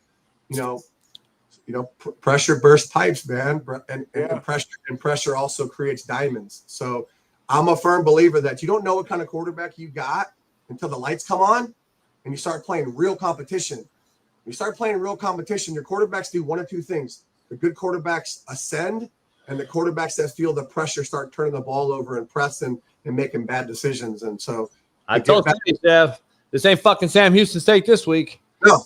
And look what he wasn't stepping over motherfuckers at Florida, was he, Smitty? I'm telling you, man, it matters. This is who Sam Houston was like him in high school. Right. White kid, slow, stiff, and then he got some brothers in Florida. Oh shit! And look, garbage again. My year we went 2-8. Plays though. He in his defense, he made a few. You know what I mean? Throws. You know, he two. Here's the problem. Here's the problem that I have. To Chev's point. Yeah. My last 2-8 year. Guess what? I had quarterback one goes down. Second play of the game goes 80, pulls a hammy. Done for the most part for the whole year. Bringing the second string kid I had. I was a recruited kid, good kid. Balls out. Throws for 320. We win game 1. Game 2, he goes down. First quarter against Hutch. freshman, like a big time Lagway type of kid out of Florida, big 6'5" kid too, unbelievable kid, comes in and throws. I put him in second half. Boom, throws 3 touchdowns, brings us back, almost damn near beats Hutch. And they were up 28-0 on us at half. And they ended up, I think, playing for the Natty that year. We almost beat them. He starts, breaks his leg the next game. I'm in 4 QBs, and it matters to Chef's point. Like, quarterback, homie, you can go on. You can tell us how good. Listen, Sark and Lane, guess what? Chef, I think, not to pat myself on the back, you've hit me up. You were the head coach. You were the OC at Colorado. Hey, JB, what do you think about this? And they had to play like A&M, I think, that week. Smitty? Yeah. Chef hits me up. Hey, man, what do you think about this? Sark hits me up. Fucking Dan Orlofsky calls me at 5 a.m. We already know those stories about before he goes on ESPN. I'm not saying I know all things, but at least they know I know offense of some sort. Right. If you don't have no quarterback, it don't matter what you call. I can call whatever you want. Sark and Lane know that.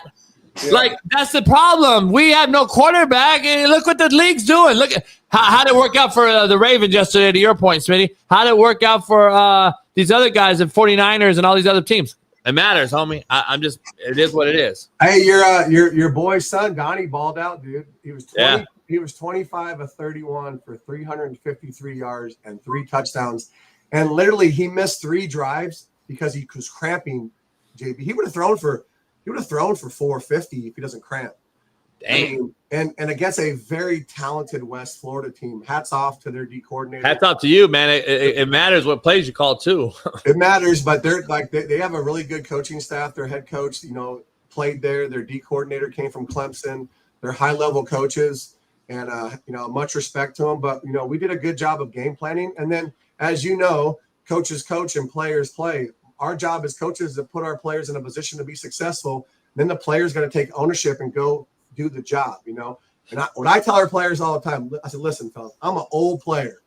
All I am is an old player. And when I was a player, I told our team all the time, when I was a team captain in Colorado, it doesn't matter what the coach calls. It's our job to make it work.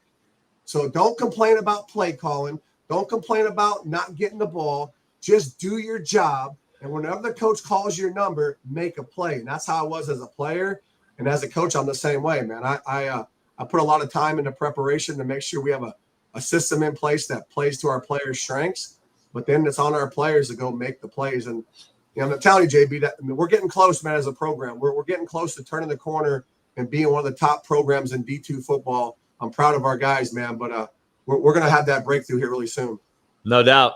Let's go to your alma mater real quick. Dion Sanders is limping around bad, no shoe on. Addressed the media right after the game. Said he's got some blood clot issues, he thinks. Listen, one of my friends performed the surgery originally. Actually, Coach Moore's daughter, she's involved in that space. And she told me years ago, I don't know too many people that I've cut toes off on, ankles off on, or et cetera, that don't continue to climb the body, and eventually the leg goes and other things. This is just a part of it. My mom's a doctor. She told me there's nothing good that ever comes out of getting limbs cut off. The body doesn't work that way. Circulation, blood, etc. Listen, I pray for Dion, but this is a bad situation. I don't think, and I never understood the contract because of the health. That's what I told Smitty 2 years ago. I said, I don't get it. He's in a cold environment in Colorado, elevation. None of that's good for those things like that he has going on health wise. This is just it seems like a nightmare right now for Dion and Colorado because the contract, the money, and then if he goes, what happens to those recruits? What happens to the current situation at Colorado? So what's the feedback? What are you feeling there or getting? What's your gut telling you about Colorado? Yeah, I mean it's definitely highly concerning. The fact that he took his shoe off and that he was coaching the fourth quarter with no shoe on tells you how much his feet were hurting and how much his legs were hurting. It's highly concerning. Obviously he had a major health scare back when he was at Jackson State, that he talked about on his documentary. And then, he had obviously the cancer scare this past offseason, man. It's highly concerning. I'm kind of separating the two. Dion's health is first and foremost what he should be concerned with and making sure he's healthy so he lives a long and blessed life. And I'm sure his family's concerned about it. But then on the other side of it, JB, I don't think Colorado is very good. I mean, watching them play, Yeah. It's not just the quarterback, and everybody wants to say the quarterback. It's not just the quarterback. There's so many issues right now with what they're doing on offense, defense, and special teams. I don't see any flow. They were up 14-0 in the first quarter, and then it kind of went stagnant the rest of the way. And I'm separating Dion's health out from where. But when I saw before the season, I thought they were probably a 4-8, 5-7 team before the season even started, because you lose Shador, who was a very good player. I saw him live. Travis, generational talent. Jimmy Horn, those other NFL receivers. You lost some defensive pieces. The defense isn't even close to what they were last year. It's not even the same looking group, and they got the same coordinator, but obviously they got some personnel issues. And man, it's going to be in year 3. You shouldn't be in this spot in year 3. This is a year 1 or 2 issue. But again, when you live and die in the portal, man, you're going to have some misses.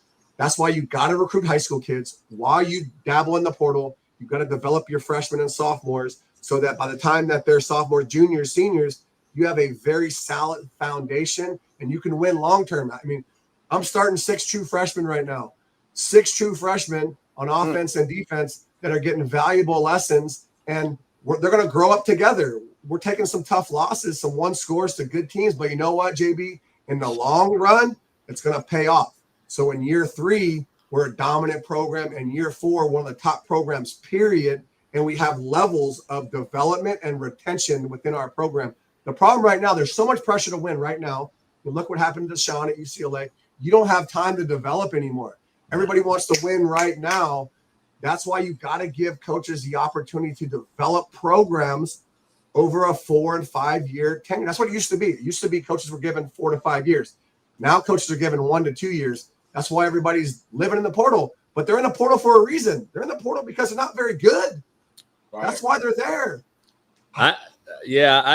There's a lot of things that you could say. Like at the same time, too, like I've been on this tip for a while.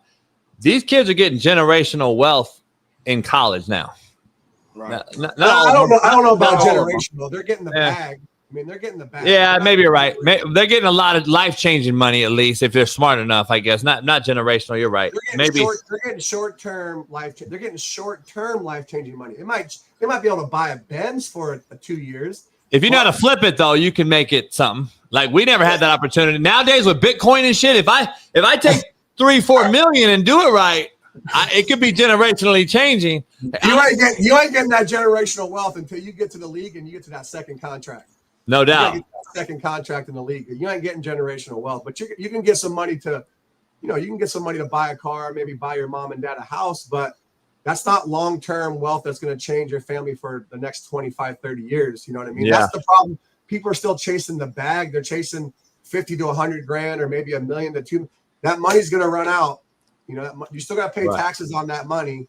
And so we're not setting these kids up for long-term development because a lot of these kids, JB, they're going to make more money in college than they're going to make their first 5 to 8 years as an adult because most of them ain't going to play in the league. Right. They're not going to play in the league. And Chef, that's my point. Like, but on the flip side, if we're going to pay these kids, especially the quarterback position, millions, I got to get a return on my investment. And the critique of this should not be out of the window. These are now adults. If you're going to pay them, you better start treating them as show up and give me results. Because these kids at quarterback, I'm just going to tell you, the ones that are being paid big money in this 4-year at the D1 level right now, I don't see the return on the investment at all. And I'm critiquing it all. I'm just telling you right now. I'm not seeing it from Klubnik. I'm not seeing it from Arch Manning. I'm not seeing it from Aller. I'm not seeing it from Nico. I'm not seeing it from a lot of these dudes. I'm just going to be honest. You got to start being able to take the heat too. If you want the money and you want to be able to shop jobs while you're on the job and go from school to school for a bigger bag, you better give me some damn big wins when it matters. And I'm not seeing it. So I don't think the critique is out of the question either as the coach in the room. I don't think we should be, soft on that because these kids wanted the money. So you got to show me the wins. Like that's just what it is, in my opinion. And I don't think we're seeing it. But I want to ask you, do you think Dion finishes the season? Man, I don't know. I don't know. I'm praying for him and his family. That's a serious thing, dude. Like, yeah. I've never seen a coach take his shoe off, and he must be hurting. So, prayers to him and his family. I'm a supporter of CU football. I love Colorado. I bleed black and gold. It's always going to be my alma mater. And I'm a fan of Dion. I mean, I don't agree with everything he does. I don't. But I'm a fan. And, I'm a fan of his son. I'm a fan of the Buffs, obviously. But to your point, JB, I don't know if he finishes the season. I heard he's going to have an appointment today with his with his doctors. And, I could see him maybe even taking a leave of absence. I don't know. I mean, I don't even. Who would be that? Who would be the guy as the interim there? Would you go with? Pat Shermer's Pat Shermer, right? Yeah, he's an NFL head coach. I know they're not playing great on offense right now. He's getting a lot of heat, but that's the life of a play caller right now. You live and die 7 days a week, man. Because if you have a bad game, everybody wants to fire you. You have a great game, everybody wants to anoint you. We're so quick to judge. We're so quick to make assumptions right away, man, right after a game, a win or a loss. So, they could make Shermer. I don't think there's not anybody really else on that staff that has high level experience from a lot. It's guys that knew Dion. You know what I mean? So, yeah. I don't know if you got to see it. I know you played. Clemson just woodshedded North Carolina. The whole crowd left like in some sort of like protest, I guess. The whole place emptied out. It's a bad situation, North Carolina. I get it. Like we said earlier, as you build in year one, you can build a program, but you got to at least be competitive or win, show some strides. They look like they're getting worse. Where are you at with what's going on there? Is this a possible? I don't believe he can. I truly don't. Steve Kim thinks he can in another way. And what I mean by can is ruin his legacy. His NFL legacy is untarnishable. I don't think you can touch what he did, and you can't discuss any of that. But can this kind of ruin his legacy as a coach overall when he's 70 years old now, coaching college and looking this bad? I think the only way it gets discussed is if Belichick stays there for, let's say he stays there for 5 years, JB. Yeah. They can't get it going. Then I think you have a discussion. Here's the issue, and it goes back to our earlier point. He got the job, right? And they basically went portal heavy, right? Portal heavy. Yep. They got 70, 65, 70 new players in there. There's a reason why they're in the portal. They're in the portal because they're not playing at the other spot. They're not leaving Clemson to go to North Carolina because they're paying them. They're going because they're not playing at their previous schools. And so there's a reason why they're in there. And here's the deal. I think, Bill's obviously taking a bunch of heat right now. And he's going to keep taking heat because they're not going to win a bunch of games in year one. But his legacy in the NFL is cemented. His legacy in college football is ever evolving. If he stays there for 4 to 5 years, then they'll judge those 5 years. I don't think he stays 5 years.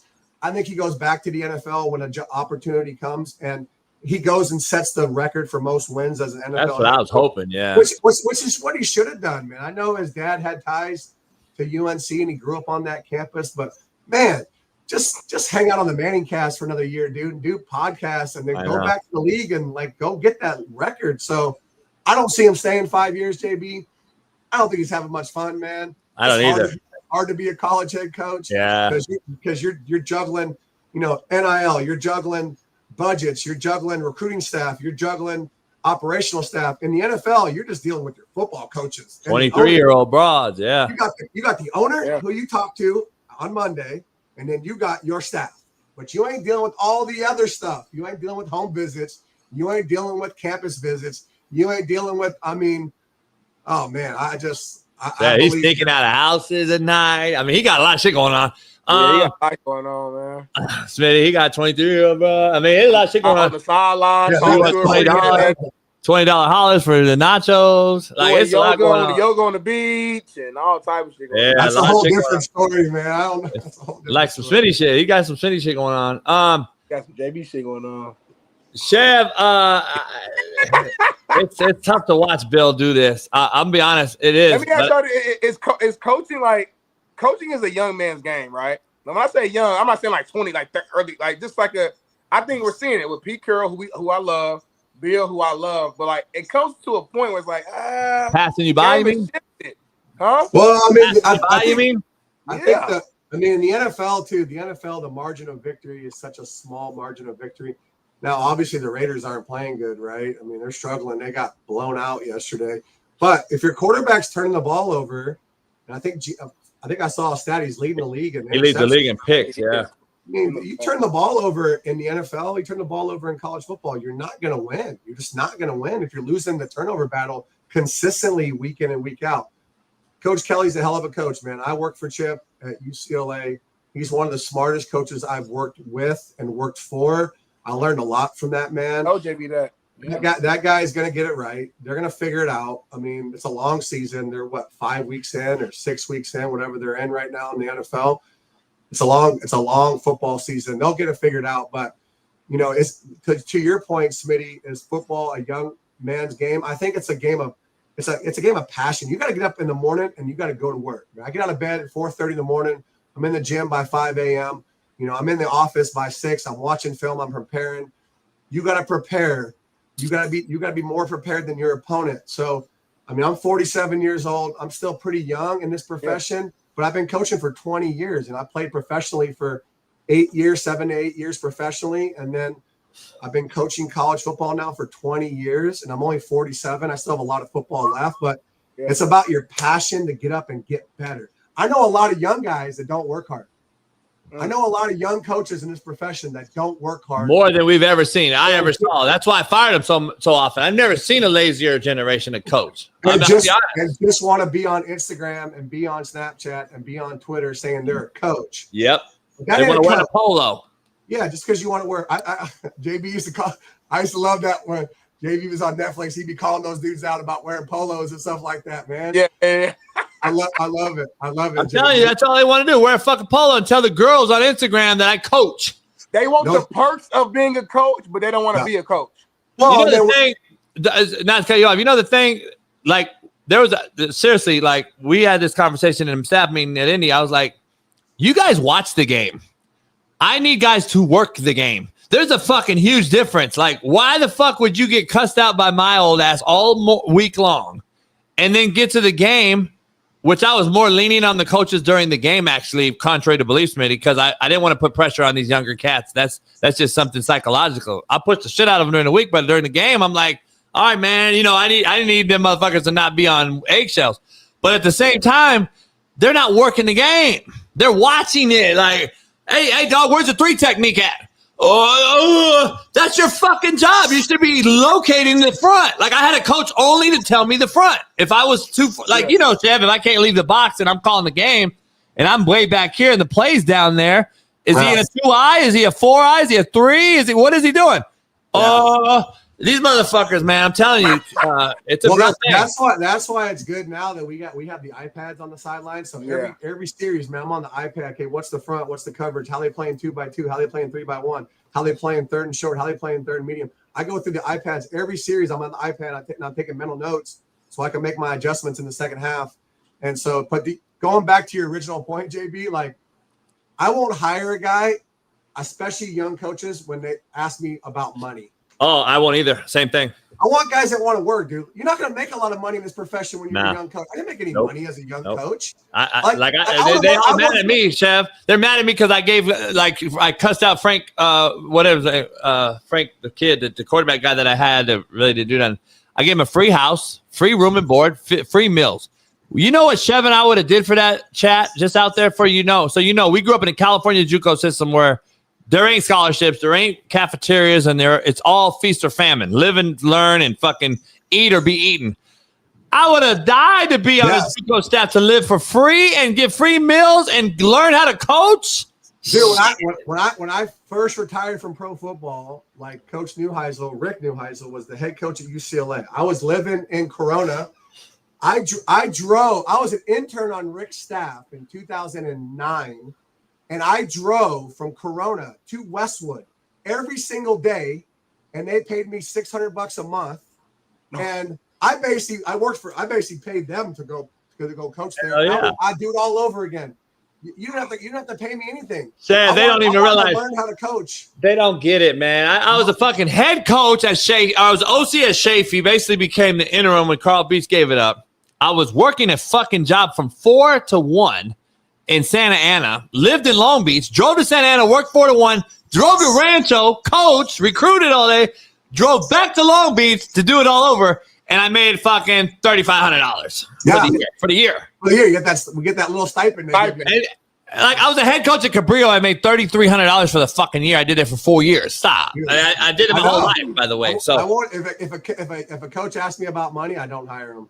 Hey, the other thing, Chev, it's funny that I would do these FaceTime interviews at Indy because after Netflix, a million coaches wanted to come, right? All of a sudden. So now you're getting resumes, and now you know how we do it. I'm not hiring just any resume that comes in. Like, it ain't fucking Indeed. I'm getting calls from Sark. I hired one of Sark's GAs. You hire guys that, hey, man, I got this motherfucker. He's the next D1 guy. Right, yeah. Yeah.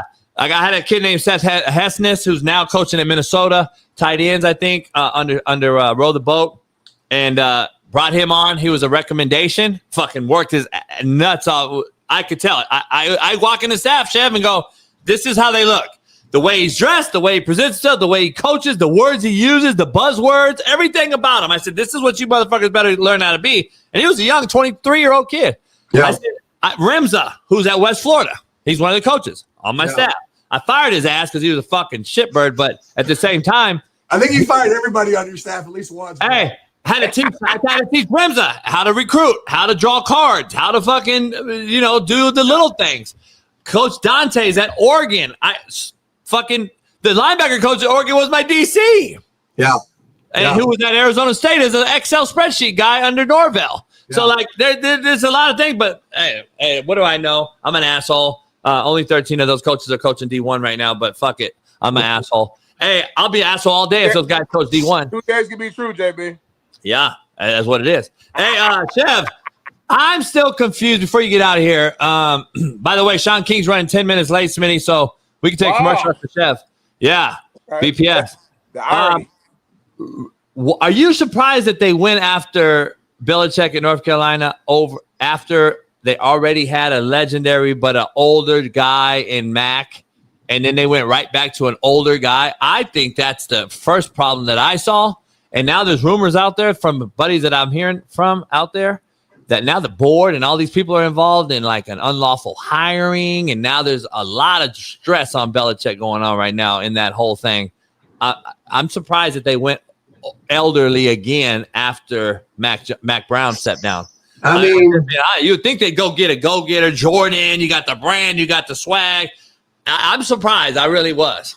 I mean, think about it, JB. On paper, it looks like a great hire, right? On paper, but the game's not played on paper. Yep. I think if they were winning right now, none of these leaks would be coming out, right? No one would be talking about unlawful hiring practice or didn't go through the proper channels of human resources or all that kind of stuff. The problem is they're losing. The problem is they're not really scoring points and they're not stopping people. And he's a defensive minded coach. So to your point, JB, I think, like if they were winning, they wouldn't be talking about it at all. Now, am I surprised that they went the Belichick route? Yeah, I am. Surprised they didn't Mac Brown was obviously a legendary coach, Texas coach, UNC twice, did a great job. I'm very surprised they didn't go after a young go-getter that can recruit and develop and, but like I said, I don't think he's going to stay a long time, JB. I don't. I don't either. Man, this is unbelievable. Chev, who you got this week? So we are playing Lincoln, Missouri, who is much improved from last year. We played them at home last year, had a big win against them. They're much improved. We're much improved. It's a great opportunity for us to go compete again, JB. And we're playing at a high level, man. We are. We're playing good football. We just got to keep developing confidence in our players, keep loving them up and showing them the right way to do things. And, I firmly believe that we took a step in the right direction. We competed the whole 4 quarters, man. We were in it the last minute. And I'm excited to see where we're at after 21 months, man. It's been a grind, dude. I'm not going to lie, JB. It's been the hardest job I've had. Really? But it's also been the most rewarding. And I'm learning so much as a head coach, man. I mean, the great thing about this level that I think is opposed as the Division I level, the problem for young head coaches at the Division I level is they don't get a chance to make mistakes.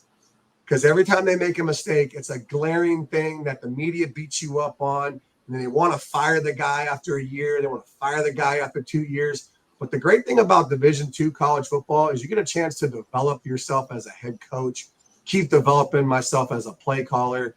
Man, I'm making so many games, man. I'm doing so many things that at the division, I can call whatever I want to call. I don't have to have someone over me tell me what I can and can't do. And I've been in those situations multiple times as a Power 5 coordinator. I can call what I want to call. I can have the identity I want to have for our team. And man, I can see our players taking on my personality and just being tough, man. I love that. So, we got a good matchup this week, man. Chance for us to get back on track, man. No doubt. I love it. I remember Lincoln days when fucking Kano was there. It was bad football, man. It was some bad fucking football. That was a bad place. But their coach is doing a good job, man. They're kind of like they're in year 2, like we're in year 2, so they're making progress too. Nice.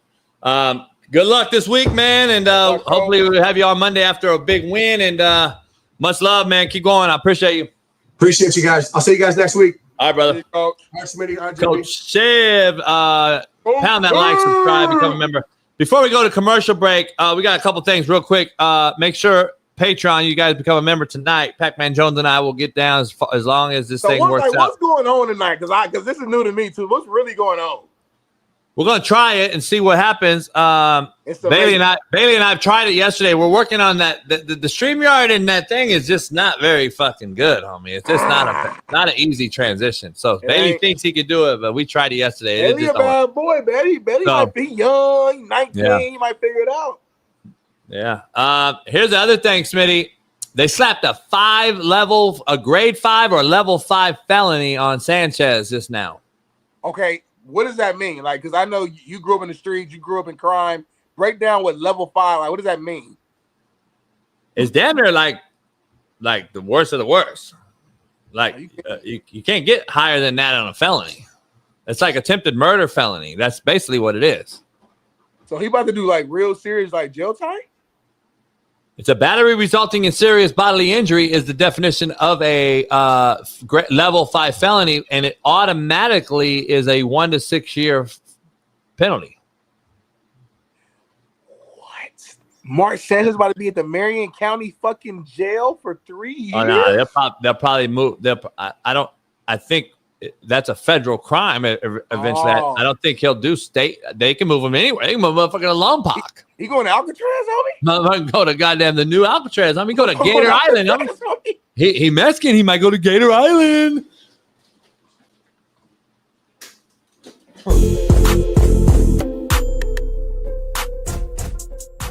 Hey, well, fuck it. I'll go home tonight. I'll drink my yak and smoke my stick, and I'll get it back cracking.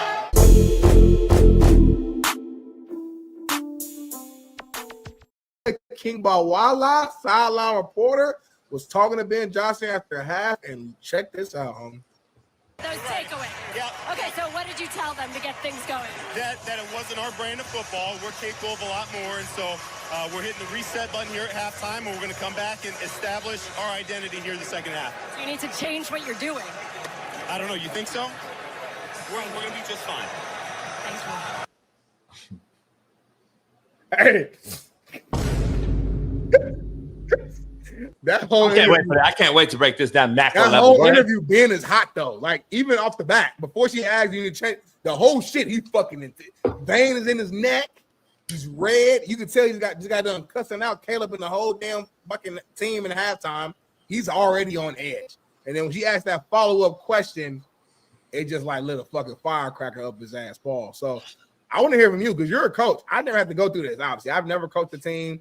I never really had to deal with like reporters doing middle of the game, post. You know what I'm saying? Like, so I want to hear from you. Like, do you have an issue with anything that happened right here? To me, this is like a normal shit. Like, reporters ask her 2 normal questions. Coaches give a very short, basic answer. Don't give away too much. They keep it pushing.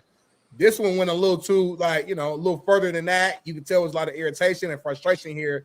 Why though? Why though? Like, why did it get irritated and why did it go beyond? See, that's the thing. You don't want to be macro. You don't want to say it and be real on this show. You know why. Keep it real. You know why. Because this broad doesn't belong in football. And I'm just going to keep it real. You don't have a clue what you're talking about. You have no idea about the ebb and flow in football. You don't know what the fuck's going on in the locker room. You don't know what's being said, and you don't know what the fuck we do as a staff all week long. So the line of questioning is absolutely fucking retarded. And that would definitely piss off anybody in any field that one person's a professional in and the other one's not. Period. He fucking is a professional in a space. She is not. She's not. She don't fucking have a clue what's going on. So she asks a stupid ass question that has zero relevance and she has no clue to it. So guess what? She says a dumbass question and he gets irritated. Why are we so shocked? Why are we mad at the man in this space though? That's today. Guess what? You got the feminists who are coming out attacking Ben Johnson today. Really? Because he got yeah, what do you mean? Have you seen Twitter? As he gets fucking obliterated because, why is he rude to the woman? No. Why the woman out there, motherfuckers? Why is she even out there?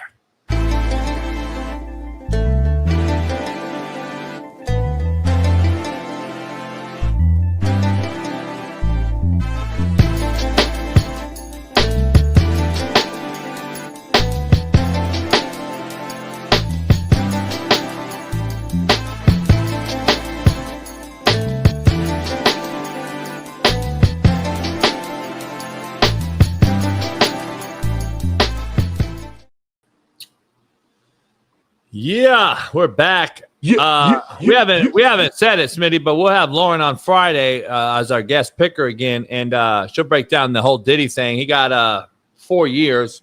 He'll probably serve. Time served. He'll probably get 13 months or whatever time served. So he'll probably do 2 years, maybe. The diddler. That's still a long time in jail, though, homie. I don't give a fuck. Yeah. He's already been in too. What, a year already? I think so, homie. How long was you in jail, homie? 18 months. How was it? Like, be real. Like, how tough was that shit? I was at a pig farm in Tehachapi. After county was way worse. LA County is the worst. I always hear that about out here. Yeah, LA County is one of the worst places in America over a federal pen. Unless you go to like Lompoc or fucking Pelican Bay or fucking Attica. Like, yeah, Tehachapi was fucking like cake. It was fire academy, pig farming. We had to go out and to shovel pig shit all morning. Oh, that's cool. 8 hours a day, yeah, 10 hours. Like regular shit. What was the food like? Horrible. Like, what was considered like a good meal in jail? Like some ramen noodles?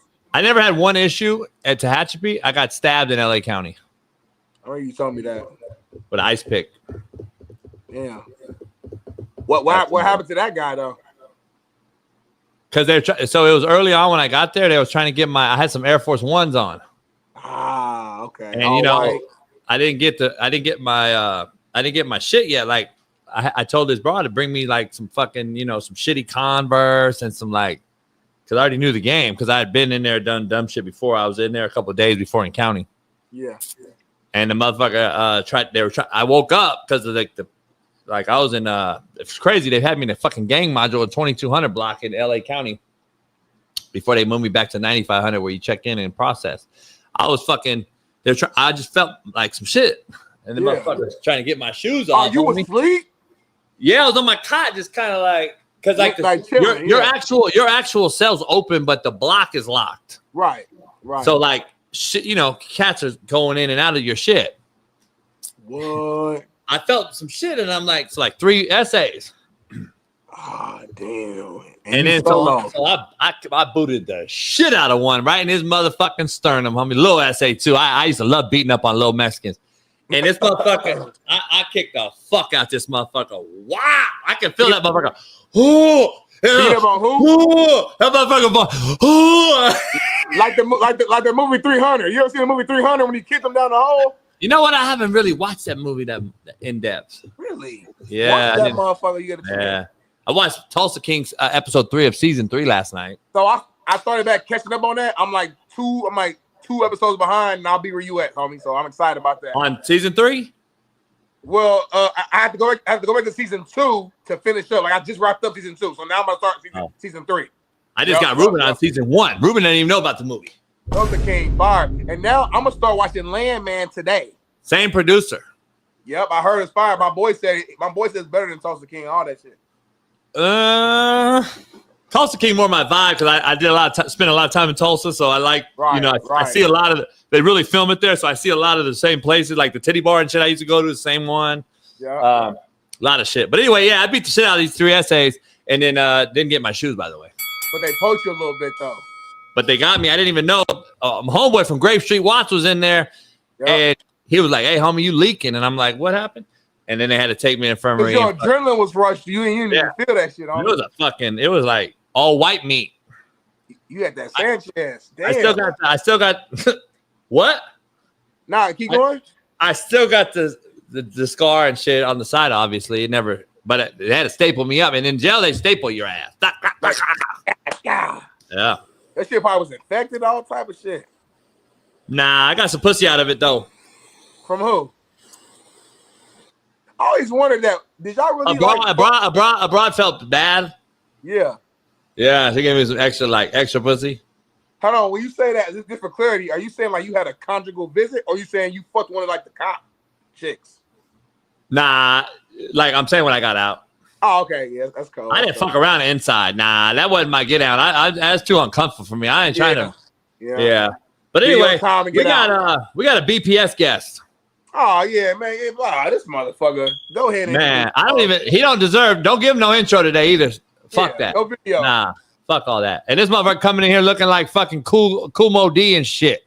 He do all this talking about. The chat want more Big King. Yeah. I come in when I want to come You know what? Bring this motherfucker in, man. Shaun King, Super Bowl champ, Tulane legend. Yeah. Oh, this motherfucker. Got the hey, I'm going to be honest. I want to be clear here. I'm calling cap on why he's late. There's no excuse. He's at the locker in his uppity ass fucking members only golf club. And he want to talk about he's late. So he didn't do nothing with the kids, Smitty. He had no obligation. He's smoking a cigar already. He cut the cigar, lit the cigar. He got glasses on, and he found a Cam Ward jersey to wear. He ain't late. He's late on his own. Late. He's on his own behavior of being late, homie. It's good, homie. Shout out to the Tennessee Titans. Why? Shout out. Cam Ward didn't do nothing. Shout out to Calvin Ward. Cam Ward was still shitty. Listen, shout out to Calvin Ward, Cam's dad. He had heard me discuss his son on here, and he, like most people, approved of my valuations. And I was like, I wanted a jersey. I said it on here. He hit me up. He said, I got you. I told him I'm going to wear the jersey on JB show once Tennessee wins a game. Great comeback by the Titans yesterday. You do know his dad really watches the show, right? Shout out to Cam Ward, who's done everything right. You do understand. You do understand that Cam Ward's dad does watch this show, and we've talked a lot, right? You do understand Cam Ward is a fan of mine, right? That's what I just said.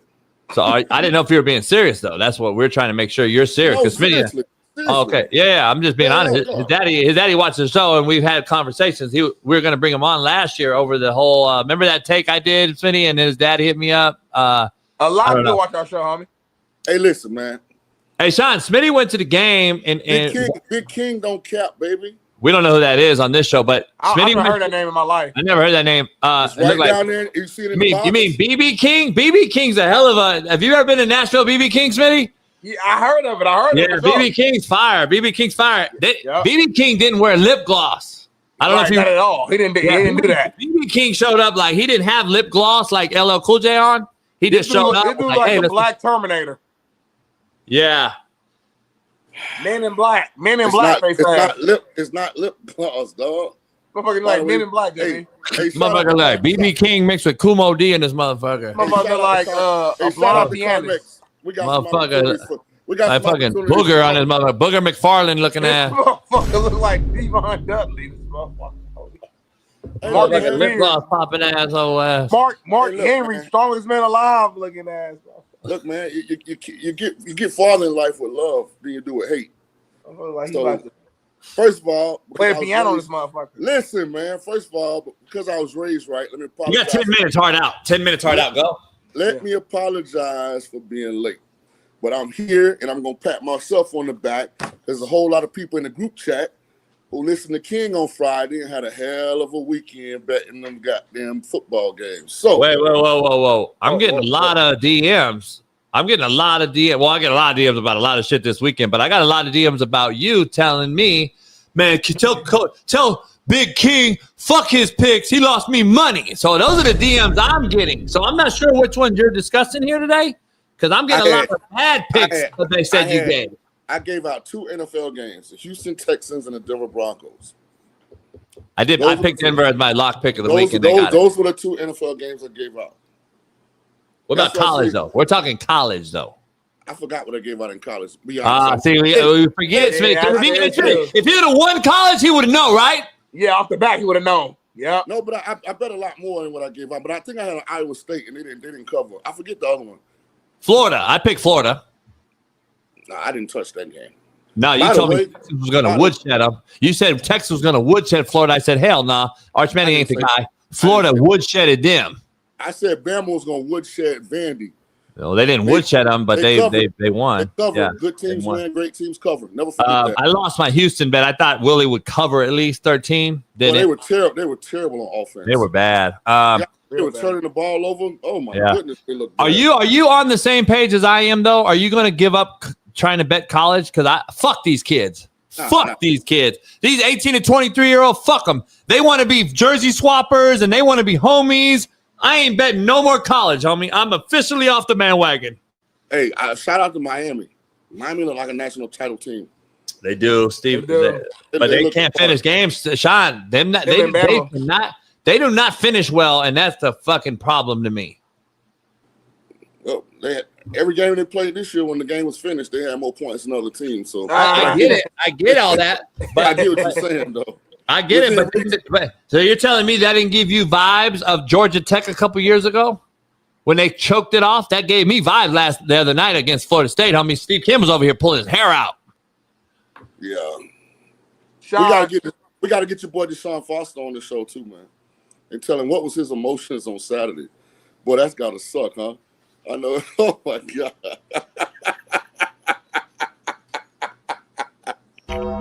Oh man. Hey, Smitty. Hey, Smitty. I don't want to ever hear you talk to me. That is black on black crime right there. He loves tearing down the black man. I don't know what it is. I don't want to hear shit about me, racist. Hey, that's just racist. That's reverse racist. Fun of him right now. That's crazy. Hey, JB, I know he's saying something like, boy, you mofos, y'all ain't play for me like that. Hey, shout out to Noel Mazzoni, man. Going back, coach. No coach this youngster right here. Neuheisel bloodline. This young cat said he didn't know how the headset worked, homie.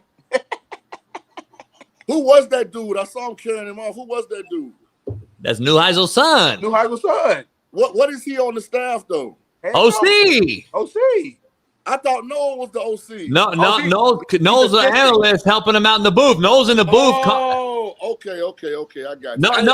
It was too late to bring Noel on as an OC. He just came on as an analyst to help out Neuheisel. Mazzoni coached Neuheisel when he was at UCLA. And remember, they carried him off, which is ironic because if you don't remember, Neuheisel started late in his seasons, remember, right there, and they carried him off because he beat Texas, remember? Okay. Because of course we had Penn State, UCLA on, but there was no chance the volume was on that game. The volume was on another game. So I didn't get all of the backstory. I just had my fingers crossed. I can't stay in Penn State. I thought they were overrated from the beginning of the season. Let's dive into that game right now. Keyshawn Johnson, your boy, immediately went out to Twitter and said they should fire his ass on the tarmac. Talking about James Franklin. Strong words from Keyshawn. Where you at with this? I believe that's a fireable offense. I guess, did he just say, fuck it? Y'all talking shit about me not beating top fives. Fuck it. I'm going to change the narrative and not beat it bottom five. Here's the problem with that. And first of all, Keyshawn, get your own backyard straight before you talk about somebody else. Y'all got Big Blue coming to town this Saturday. Yeah, coming off of losing to Illinois. He's a Trojan, right? Fight on, right? All of that. Yeah, get USC fixed first. Oh, they got Michigan. They host Michigan at the Coliseum. I got the plug on tickets. I will go to the game. I'm gonna be somewhere else though. Fuck. Yeah, so tell Key, handle that business first. Mow his own grass. Please cut that and send it to me so I send the key so you can cuss out Shaun. Continue. Absolutely. Yeah. And number two, here's the thing. Here's the problem with all of these super high profile, big time programs that win double-digit games every year but may not win the conference and may not win the natty. What are you going to get to replace him that's better? And what are your realistic expectations? I mean, he's done everything there, but win the Big Ten, if I'm not mistaken. How has he? I don't think he won a Big Ten, right? It's been all Ohio State, Michigan. I think. Or win a natty. What else hasn't he done? So no matter what you think of him, they're a double-digit win program every year. That's not. I want to flip it. I want to flip this to you guys. Like, Smitty, I know it's crazy and ironic. Like, don't be shocked that motherfucker's fired and the head coach of UCLA. That's how crazy this is, right? Like UCLA would take him in a heartbeat, right, Shaun? No, absolutely. No. So, JB, let me put an exclamation point on what I was going to say. The reason James Franklin has failed at Penn State is the same reason a whole bunch of these guys can't get over the hump, because they're idiots when it comes to the quarterback position. All these All-Americans Penn State has had, all these first-round picks, since Franklin's been there, what one position has been mediocre consistently? Quarterback. Aller looks bad. I'm going to tell you right now. Aller's still living off of his high school expectations. Hey, James Franklin did win the Big Ten, by the way. Just so before you clear for the audio listeners, James Franklin did win. He did win the Big Ten. Once. Yeah, one time. Mm-hmm. You hadn't got quarterback fixed. Nah, go ahead. You were saying about Aller. Yeah, go ahead. Who's the best quarterback under Franklin? Like, which one have they gotten there? That they I would say probably McSorley. Was McSorley under him? Yeah. Probably him. I would think him. No. That's what I'm saying. Shaun, are you saying that maybe there's a guy out there who could come in and help find the right quarterback and mold the quarterback to be better at Penn State? Or man, JB available. I don't want nothing to do with it. I ain't living in that. I'm not going to live in Happy Valley, but I'm not either. I thought you were saying Shaun King was available. No, I'm not going to work for Franklin. I got approached over the weekend. At least too short. I am a big time money man in Texas. I got approached to start up his he's buying an XFL team or UFL team or whatever.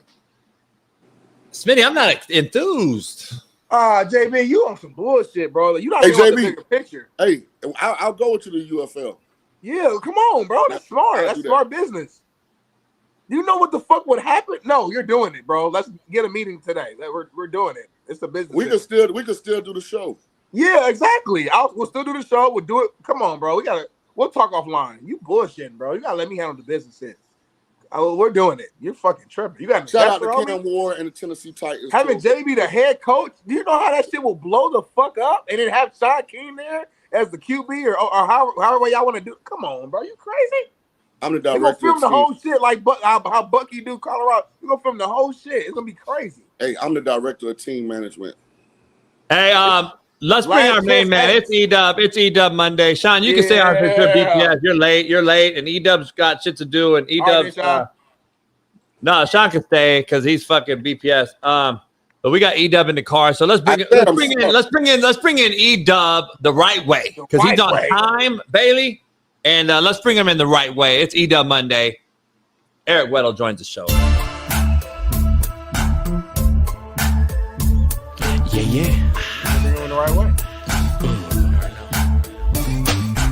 I'm in my mode, ready to transform you in the I hate a storm, Hail Marys, I make it pour. Good, I ain't lying, you little giants, we been defiant. Rise. What's the cost to be the boss? Breaking down the walls, we all in once the coin gets tossed. Got the plan of action, never acting. No need to scramble to get traction, we make it happen. From 3-4s to 4-3s, we get it cracking. Yeah, E-Dub, let me ask you something. The fumble by the Arizona Cardinal running back, Smitty thought it was a racist, RACCISS referee that called it a fumble. And I'm correlating this. Listen to my big picture here. And then we got Shaun King, who came in late. BPS. I told Smitty, BPS, I said, see, CMC wouldn't have fumbled on the 1 yard line because he would have had the ball all the way and handed it to the referee. He probably would have handed it to the ref. I mean, yes, it goes back to the white men can't jump. See, Shaun King wants to come on this show looking good, but lose because he lost today. Shaun King lost today. Yeah. E-Dub coming in looking bad. Let's be honest, grungy, his hoodie, but he's on time. He won. See the difference? hey, shout out to Tulsa King, one of the best shows out. Shout out to Tulsa King, and I see the big king over there repping Cam Ward. Hey, shout out to the Titans, man. They could have thrown it in, cashed it in, another loss. But hey, they fought by the grace of that running back doing some foolishness. I don't understand why, gentlemen. I guess we're too old, but why is it so hard to score a touchdown, hand the ball to refs, and celebrate with your teammates? Why is that so hard to understand? I'm lost. As players, that it's not about you, it's about the team. And when more people understand that, the more success you'll have. So, was that a touchdown, though? When you see the side angle, you see the... It wasn't a touchdown. Stop co-signing on this, Smitty. Stop. If you're going to co-sign on this, I'm not even recognizing you on the show for the next 28 minutes. That's fucked up, E-Dub. Never mind, man. Hey, E-Dub, can you turn your phone sideways or no? He's in the car. Leave him alone. He's in the car. Let me... no, you're not driving. There we go. I got you, man. E-Dub, What's up, baby? They don't have no real ones in positions of power. Like when the season, like when I first get control of an NFL team, there are going to be some fireable offenses. 1,000%. I'm going to have video representation of if you do this, then if it's a away game, you got to find a flight back. If it's a home game, make sure you take everything in your locker with you. And this will be one of those fireable offenses. This has happened too much. It's too many examples. So, Shaun, you saying you would have cut Jonathan Taylor last year? Yes, 100%. No, the fuck. Yes, he wouldn't do it. He wouldn't do it. He's a pro's pro. He did it. He did it last year. Jonathan Taylor did it, and he was crying. He was remorseful. He was fucking. He wasn't crying, but he was. It was horrible about it. It was a mistake. It happened. Hey, listen, Shaun King would not.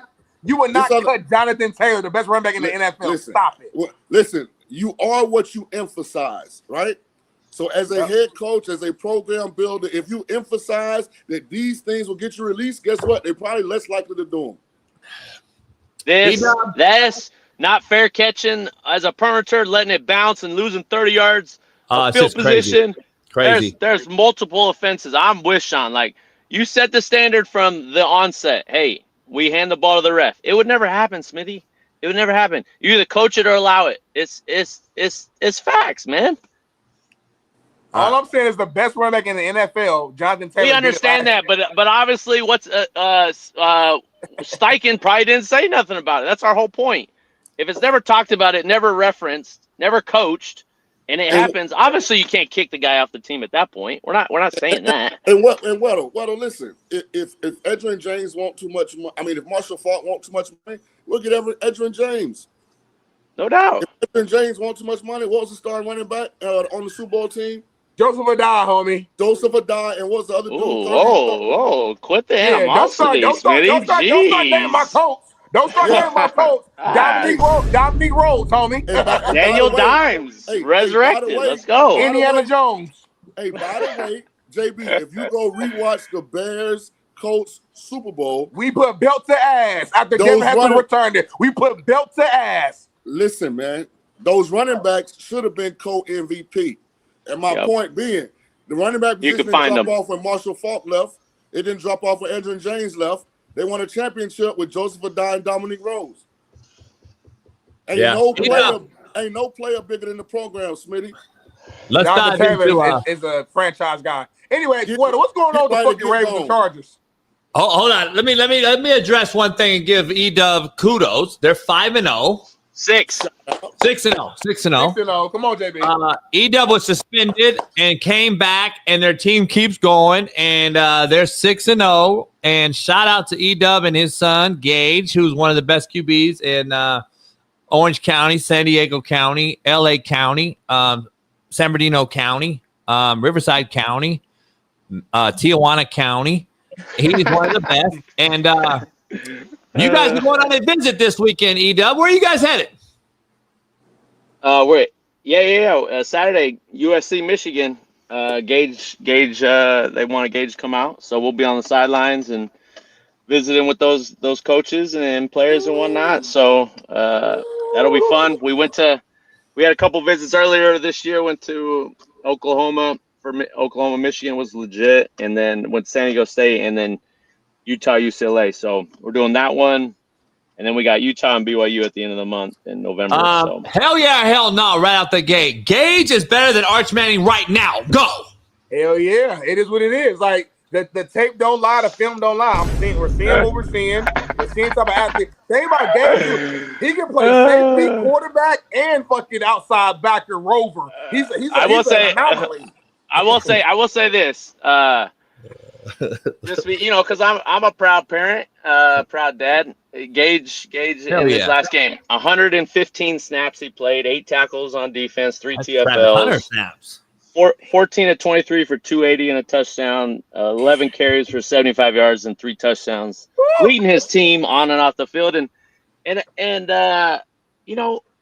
we go as the team goes. And as you know, if you have a dude at quarterback, you always have a chance. And we're playing good football together. When adversity hits us, man, we don't flinch, right? It was 17-17 in the fourth quarter, and we had 2 championship drives, 80-yard plus scoring drives to put that game away. And then our defense got stopped. We pushed it in for another touchdown. So we got a big game at home against El Camino. They're tough, physical, really well coached. So is that El Camino Real? Is that old school El Camino Real?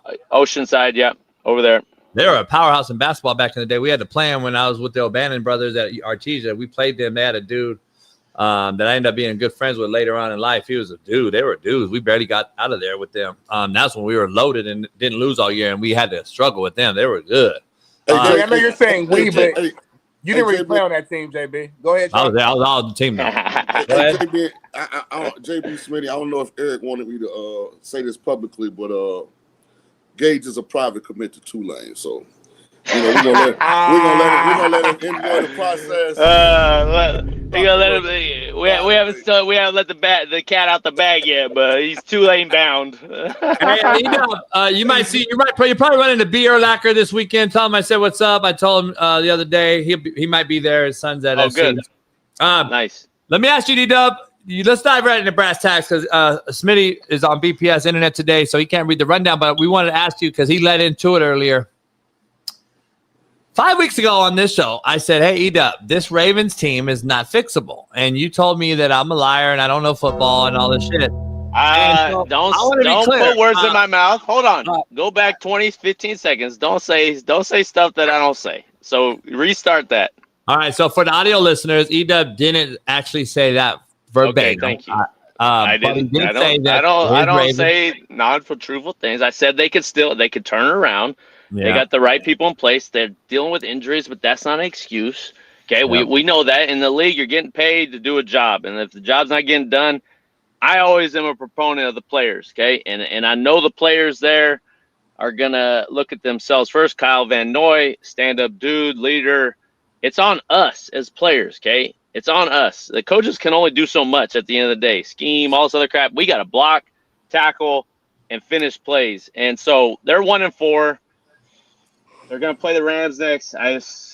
Who knows? I think they're going to lose. The Rams are going to be pissed off. Boom, boom, boom. They're just better right now. 1-5. They go into the bye. Let me ask you. They still have a chance. They still have a chance. That's what I'm asking you. Is this fixable? Of course it's fixable. But you know better. You have Lamar. Lamar needs to get back, obviously. They need to get back healthy, and they just got to – listen, we go through – Shaun could talk about this. You go through stretches in the league, a 4 or 5 game stretch where you don't know who this team is, and then it clicks. One ball bounces your way. You find a way to win. You win at the end of the field goal. It doesn't matter. They just got to win a game and get the feeling back, get some confidence.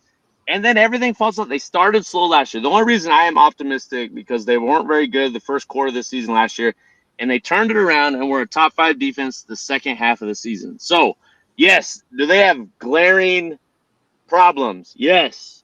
But do I think anyone could come back from this? Yeah, of course. I mean, I'm an optimistic person. I would believe the same thing if I was a player on that team. I think they'll be 11-6, and they'll win. They'll go to wild card. Smitty, stop. Fuck. They might not win 6 games. Stop. God damn. I mean, stop defending. What's their schedule? What's their schedule the rest of the way? Let's go through their schedule the rest of the way. Read their schedule, Jason. If you're gonna make a comment like that, it's so absurd. Let's go through it. Hey, shout out to Dylan Gabriel playing pretty well the first start. Made some plays. That throw at the end of the game. You're talking inches and yards. If they get out of bounds, they have a chance to throw it in the end zone. It was a beautiful ball in that deep over route. I watched some of that game in the second half, so I just want to give.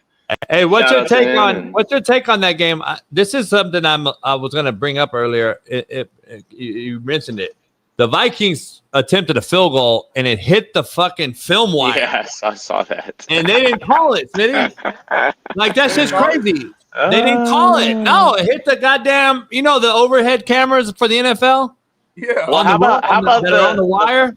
How about the flag they picked up in the Eagles game? Oh my God. Bro, is the referee worse? Is this the worst refereed NFL you guys have seen, Shaun? Man, I don't know. Yeah, they probably not worse than the replacement year. They're pretty bad. But so, question: I didn't think it was intentional grounding to begin with, but what did you guys think it was or wasn't? Because I thought he was in the vicinity and they shouldn't have thrown it anyways. But so here's the deal: they need to redefine intentional grounding. Like, that was blatantly an attempt to not get sacked.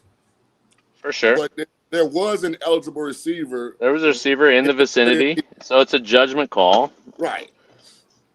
Yeah. More important to me is these guys. What is roughing the quarterback in 2025? Oh my gosh! In the Bucs Seattle game, the Buck D lineman bumped into Sam Darnold and held him up, and they called roughing the quarterback. That's so crazy. Then you look at another game and the quarterback gets obliterated and destroyed. Destroyed. I don't know what roughing the QB is. That's, to me, they need to start there. They don't know either, Shaun. That's the problem. Yeah, that's the problem. That and these bogus third and the game's on the line, defensive holding penalty that comes out of nowhere, and it's automatic first down. What I appreciated in playing, holding could get called every single play. Grabbing, we're tugging, and what I appreciated with the refs throughout my career is when I would have it, if the ball didn't come my way, and I didn't really tug them to the ground, they would very rarely throw it because I didn't affect the play. Me against manning my guy up, we're going, we're tugging, we're pushing, blah, blah. They're pushing all the time too. So if the ball never came my way and I was away from the ball, they would not throw it. Where now it's kind of flipped that they're just told, you see it, throw it no matter what. And it's have some awareness of the game. Is it affecting the game or not? Let's dive into this real quick. You guys have had your 3 teams, E-Dub, respectfully, have lost all 3 weeks in a row. Rams, Chargers, and Ravens. What? I'm just saying. Rams should be 5-0. Rams should be 5-0. I agree with you. Where are you at with the Chargers? Are they just so banged up front, line-wise, with all out and Slater, or where are you at with them? Yeah, I was surprised, actually. Washington got them. I was shocked on that one. Yeah, they started out fast, and then just some big plays happened, and momentum, man. The end of the half, that punt return for a touchdown, you're looking at going up 17-3. They don't, and then now it's 10-10 a half, and that in the game, it's a Smitty, wrap. You're at the game. Point. You're in the nosebleed end zone seats. Give us your take on that game since you were there last night watching our boy Sheldon Day. I was in section 100. I just thought that, like you said, the first half of the game they came out strong, but then the second half came, it was like the tale of two halves. I feel like the Commanders just took command, and once the momentum shifted their way, they didn't give it back. And I just think I thought they did a good job running the ball. Jaden looked pretty solid. Nothing special, but pretty solid in his return back. And yeah, man. No McLaren. No McLaren either, huh? No McLaren. No Scary Terry. Debo made some plays, I thought, and they did a good job of running the ball. It's unfortunate. Like, you look at that game, the deflected pick, then you look at the Seahawks game and the deflected pick that lost in that game. Like, when Darnold played out of his mind, both those quarterbacks, like that was a fun game to watch. And you lose a game off of like a ricochet. Like that's tough. That's tough. Eric, I got a question for you. First of all, shout out to Mama Daniels. Boy, every time she get on the TV, she blesses America. Number two, a big picture issue for the Rams. No doubt. Something that I noticed watching the game Thursday night. They are extremely thin body type wise on the back end of that defense. They could not get the San Francisco ball carrier on the ground. Tackling. Yeah. I think that's going to be an issue for them moving forward. They are thin bodied on the back end. Yeah, I brought this up. They played Thursday, so no, I didn't talk to on here, but I was actually surprised that knowing Jones can't throw the ball past 25 yards, that they played so conservative and dropped and let him check down Charlie all game check down. Why didn't someone come after the first two series and say, listen up, we are going to press them up. We're going to force him to make us throw over the ball over our heads, and let's go get after the score. Yeah, they hit him a bunch, but it just seemed too easy for me for a guy that's average at best throwing the ball. Like, that's where I was. Yeah, they only gave it 20 points, 23 points. Like, I don't know. I just felt like that defense with that front and what they could do pressure-wise, you let them off the hook too many times. And at the end of the day, guys, we all know this. The team that blocks the best, tackles well, and gets off blocks, that's who wins the games at any level. You see it every week. So I would focus on that stuff at all levels than all this other scheme and drawing up all these cool plays. Can we do the fundamentals or not?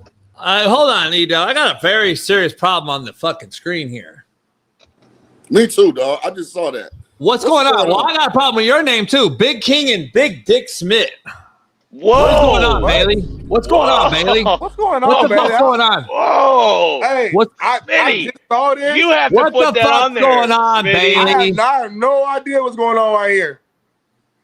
What's going on here? I don't know, homie.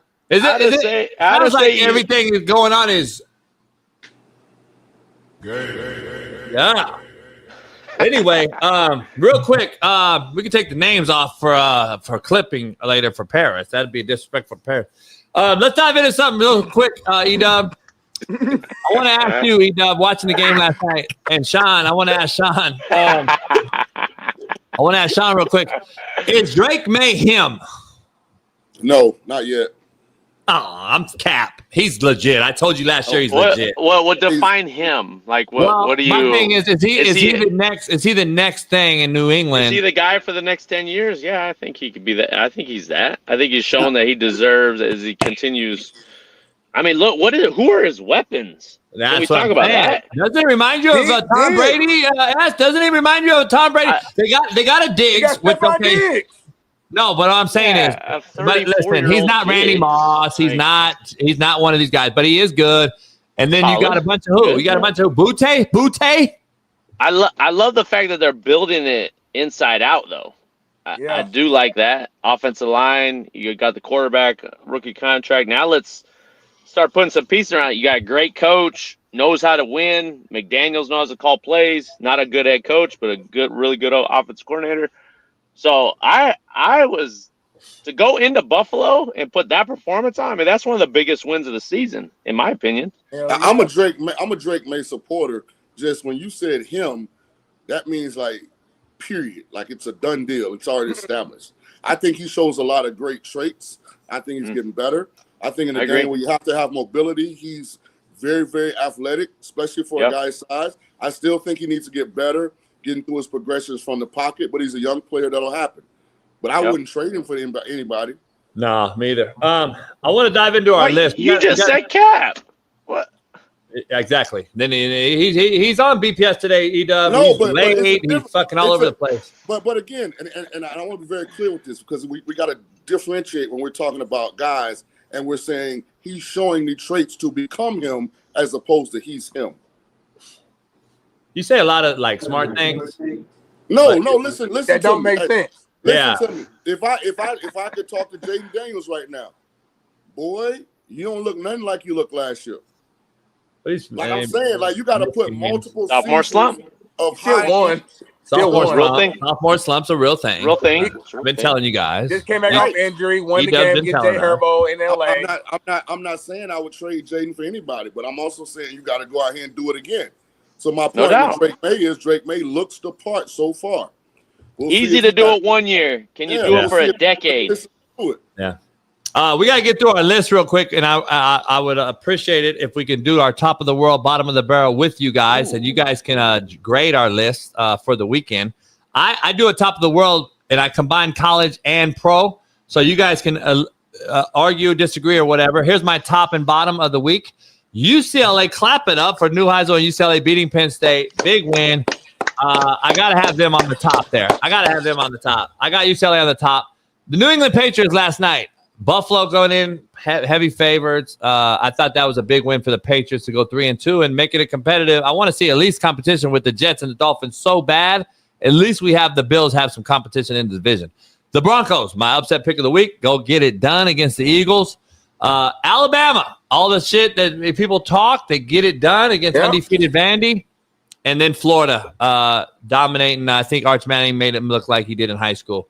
That's my top five. Any of you guys disagree? I wouldn't have UCLA number one. That's a regional thing. It's a great win for them, but nobody cares outside of UCLA and people that hate Penn State. But that's the biggest upset of the week. Of the year. What do you mean? Say UNLV, homie, beating Wyoming, homie. You want UNLV to beating Wyoming on there? A homer? Sean's a homer. He live in Vegas. He live in Vegas. And he think UNLV, Tulane. He said UNLV and Tulane. Shout out to Coach Mullen. I see you over there doing your thing. Next head coach at UCLA. Hey, let me say something about Florida. Did you guys watch Florida, Texas? Did you get a chance to watch it? Yeah, I did. I watched it. Every day we watched the game. Here's what sucks so bad for Napier. Florida has a national championship caliber team outside of quarterback. Like, there's not one position on the field that you can say Texas look better than Florida as far as the body type, the skill set, the ability level. Line of scrimmage. If he could just get the quarterback fixed, dog, he got to if he gets fired, that is the best job in America. Yeah. Shaun, your take, though, UCLA was 25.5-point dogs. That has to be a biggest win. I don't know. Anyway, my bottom five, E-Dub. Penn State. I hate to do bottom five with top five guys that are common, but Penn State, you got to have Penn State there losing with 25-point dogs after they lost to Oregon in a tight one. You go down and basically let Oregon beat you twice. I think that is a direct correlation of coaching. You can't let that team beat you specifically after Oregon beats you in a tight one. I think your season's done now. So Penn State has to be my bottom. The Raiders, they look bad. Penn State's out of the top 25, right? Yep, and Texas. And they both started 1-2. 1-2, not even in the top 25 today. Don't play nobody. Hey, Penn State, then the Raiders. Listen, a couple weeks ago, I said the Raiders look better organizationally. I bashed Aaron Glenn and the Jets. I got to bash Pete Carroll and the Raiders at the same level. They look Indiana bad. Jones, baby. Indiana Jones. The Raiders look bad. The Ravens, listen, I get that they're hurt. I get that they have a backup quarterback, but so did the Vikings, so did the 49ers. They figured it out themselves. They still win. And like Weddle said, you put your shoes on, you get paid first 15th, you got to show up. The Jets, they just look like the worst team in football. 5 games in, they haven't created a turnover. That's crazy. With a defensive-minded head coach. That's the problem I see. And then the Cardinals, for losing the way they did, I had to put them in there. I had to put them in there the way they lost that game to Cam Ward and Sean King. So I just, that's my bottom five. You guys, any bottom fives on there? I'm cool with that list. Yeah, I mean, you guys touched on it earlier with Franklin, and that's inexcusable. You can't lose on the road and then make the excuse that we're injured, the travel, and we just everything. He said everything. Like what What does that mean? It's your fault. It's your fault. Why is it so hard for these head coaches nowadays to just say, I didn't get it done? Like, a perfect example, Sean McVay, after that loss to the Niners, what did he get up there and say? Yep. He said, feel me, gutted. I put him in a bad position. Yep. I feel gutted because we didn't get it done on that fourth down, amongst other things. He didn't point the fingers at the fumble. He didn't point the fingers at this, the drop passes, none of that. That's leadership. And why is it so hard for guys in leadership roles to lack leadership? It's really it's like why is it so hard to have a bottom five? Smitty refuses to do so on this show, the realest show. He's only non-applicable. Yeah, non-applicable because he won't do a -5, and I don't get it. So we're gonna do his bottom five for him after. But Darnell, go ahead, Darnell. Give us your top five. My top five. Give us your shitty ass list. Go ahead. Well, my shitty ass list. We share 4 of the same 5 fucking teams. So if my list is shitty, your list is also shitty. The only team I added on that was Miami different number was one? that I put Miami on the list because to me that was the game of the weekend in the college football side, in my opinion. And they showed up and showed out. And Shaun King said it earlier. Miami looks like a national title winning team right now. So when you're on the biggest stage, you got all the hype, all the energy, all eyes on you, and you show up the way you did. That's why I put them at the top of the top. The rest of the list, UCLA, Patriots, Florida, Alabama, you said everything I was going to fucking say. You got the same team. So now, do the bottom 5, Jason, if you want to do it. You know how I get down. I do top 5. That's what I do. Hey, shout out to Cristobal too. I don't know if you guys have been at a game in Tallahassee at Doak Campbell. Man, that's a tough environment, dog. Especially a night game, national TV. It's tough to go in there and win, man. He almost choked it off, but yeah, he's got to finish those games and put his foot on the people's throats if he's going to win the natty. A win is a win at the end of the day. JB, when the game was over, they had more points than the other team. I get all that. I know, but he's saying he just don't. You guys know what he's saying. He saying these little traits that show up at the end of the games could bite him in the butt. That's all he's saying. It cost him. We've seen it cost him literally the last 3 years at Miami. He choked it off against Georgia Tech. He choked it off against Syracuse last year. Or who was it? What did they do? What did they do at the end of the game last year? They didn't want to kneel, so they handed the ball off and fumbled. I think. Yeah, the difference is they're winning now. So. All right, we're gonna play a game. We're gonna play a game to end the show with both of you guys. Okay. I do. And it's factor cap. It's factor cap, and then we're gonna finish with finish this. You guys are gonna finish the sentence I begin with. So, factor cap. E-Dub, you go first. The Chargers won't make the playoffs. Factor cap. Who? Sorry, I cut out. The Chargers won't make the playoffs. What's their record? 3-2. Yep. How long is out? Alt will be back, I think, in 2 weeks. Yeah. Shaun? They won't make the playoffs, or they will, was the question. It should be they will. They won't. They won't? I say cap. I think they will still. I'm confused now. I don't know what's going on. I think it boils down to, is Amari Hampton healthy? If he's healthy, they make the playoffs. If he's not, because they already lost Najee for the season, they're in trouble. Hey, Smitty, was it a question about what you thought about players and health, or was it just factor cap? You're going to make the playoffs or not? Shaun wants to give a whole fucking soliloquy. Yeah, like just factor cap, Shaun. They make playoffs or not? Fact. He came on late. He won't play the game properly. He got a new name. Like, we got to wrap the show up now. We got things to do. E-Dub's got to go be 7-0. We got shit to do, so just hurry this up. Factor cap, E-Dub. The Jets will fire Aaron Glenn. Cap. Cap. Some point this season? No, I don't think they will. Cap. Shaun King? I hope they don't. Major cap, man. He inherited a dumpster fire. You get a year to try and rebuild it. It's not like he walked into a playoff caliber team. They're a dumpster fire. That's why everybody was fired before he got there. JB keeps trying to push this man out, don't he? I'm going to go fact. I'm going to go fact. Factor cap, E-Dub, the Raiders will fire Pete Carroll. Fact. Ooh. It's unacceptable. They better turn around. It's almost as if the game has passed him by right now. And what I'm seeing, no one has expected this. If Geno Smith has been awful, your quarterback's awful, it's going to be hard to win. But holy smokes, Yeah, and Edub, to your point, Pete has always been better his first year at pro, and he's always won. I believe he's won 10 games every first year in the league, even New England and the Jets. It's not good. Sean, you're there in Vegas, Sean. Big cap. The Raiders have a talent issue, not a coaching issue. If you look at their offense, and Brock Bowers is out, they have one player on offense that's top 10 in his position, and that's Brock Bowers. And he was out. They don't have another single player on offense at any position that's top 10 in this position. Fact or cap, Edub? Okay, so Colts. Are they like the Niners? Is it because they got a better coach that can get their team ready, or is it like we can't, like these other teams that can't get it done? Like we make excuses for one, but now you're back in the Raiders. So I'm just hello. I'm not backing the Raiders. I'm just saying I don't think the blame will fall on Pete yet. He asked when Pete get fired. And it's a cheap owner, so I'm sure he'll hold on to it. He can't afford to fire AP got fired after a year, homie. Sounds like a homer, JB, to me. Hey, no, this team should have. It's been mismanaged. I'm with you. They should have Bijan Robinson and Jalen Carter.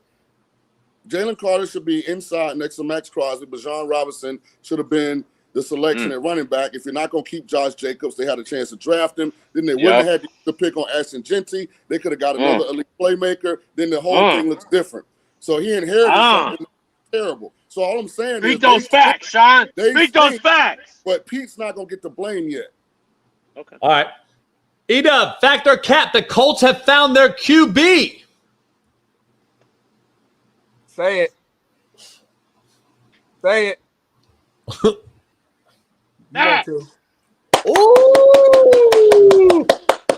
Hey, so that means fact or cap, second part of this. They trade AR5. Fact. Sean? So an upgrade and an upgrade and a slight improvement does not mean found. So Daniel has been an upgrade from Anthony Richardson. He is playing decent football so far, but I do it's better than decent. Better than decent, bro. I do still see that bewildered. He refuses to make me. He doesn't want me to be right, Smitty. He doesn't want me to be right. Hey, listen. Yeah. What could you trade AR5 for right now? A 7th round pick? Ain't nobody giving you nothing in return. That's fine. You still gotta rid it. You gotta get rid of it. Got drafted in the 6th round. There's gems in the 7th round, homie. And here's the thing. I know your answer, Smitty. Fact or cap, the Dolphins will fire Mike McDaniels, Edub. Fact. That was happening before the season. Yeah, he had that pressure. He was already fired. He Cap again. Cap. Yeah. Get fired, Sean. Everybody not coming back. God. So listen, there's at least 7 coaches getting fired this year.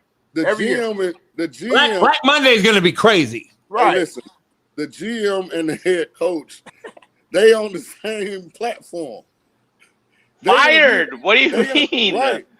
I'm saying the current GM not going to fire Mike McDaniel. The owner might fire both of them. All right. He's not going to fire Mike McDaniel. All right. By the way, shout out to Darren Waller. He'd have played himself into probably he's balling right now. I ain't gonna lie. $100 million deal. Yeah. I know him as a rapper, but yeah, hell yeah. Let me some Waller. Hey, Smitty, we're gonna play the last game and finish this up, and it's called Finish This. So we're gonna finish this. Yeah, I like this one. Yep. I hate this. Finish this, E-Dub. Miami Hurricanes. You gotta be witty. You gotta be witty. You gotta be witty. You gotta be fast too, Shaun. Yep. There's no give me a whole breakdown. This is just finish the sentence. The Miami Hurricanes are one of the top 2 teams in the country, but will lose in the semis in the playoffs. Shaun, the Miami Hurricanes are. Finish this. You muted, homie. He's Shedeur Sanders you right now, homie. I'm surprised we haven't talked about the 2-4 Buffaloes, by the way. Didn't have enough time Monday. Okay. Smitty, finish this. The Miami Hurricanes are the number 3 team in the nation. I'll finish this. They're national champion contenders. That's what they are. That's real dramatic. Wow. That wasn't E-Dub, finish this, E-Dub. Alabama is back to being Alabama. Shaun? Good but vulnerable. Smitty? That's a good one. The only team that can beat Ohio State. Ooh, I like that. I like those. Finish this. E-Dub, Texas will lose 2 more times this season. Ooh, I think more than that. Shaun, Texas will. Oh, I have another one. Texas will have a new starting quarterback next season. Woo! Big cap. Big cap. Hold on. I know you told me don't. Just hold on a second. I gotta say this needs to be put in the public. You know who they got coming in? Listen, guys. I'm just saying. You know our boy, Hooper's son. Yeah. Bell. He got the mindset. I don't know. If raised in the right way. I'm just saying. I don't know if y'all. I'm just saying. The Texas-Florida game for the first time all season. Arch was nice. Arch Manning showed big time traits. He did. I said from before the season, he's a Josh Allen type. Was the big time traits how he handled that situation at the end of the game? Was that big time traits for you? No, but it's his first time going through it, E-Dub. Hold on now. Hold on. Yeah, it's already 9:30. We got 2 minutes. So hell nah. They gave him a $400,000 visit, E-Dub. I'm gonna let you kill him on this, E-Dub. They gave him a $400,000 visit. Stop. First time going through it. My 16-year-old son knows you can't take a sack in a 2-minute drill. So I don't want to hear holding the ball and doing all this other crap when the game's on the line. I don't. A rebuttal?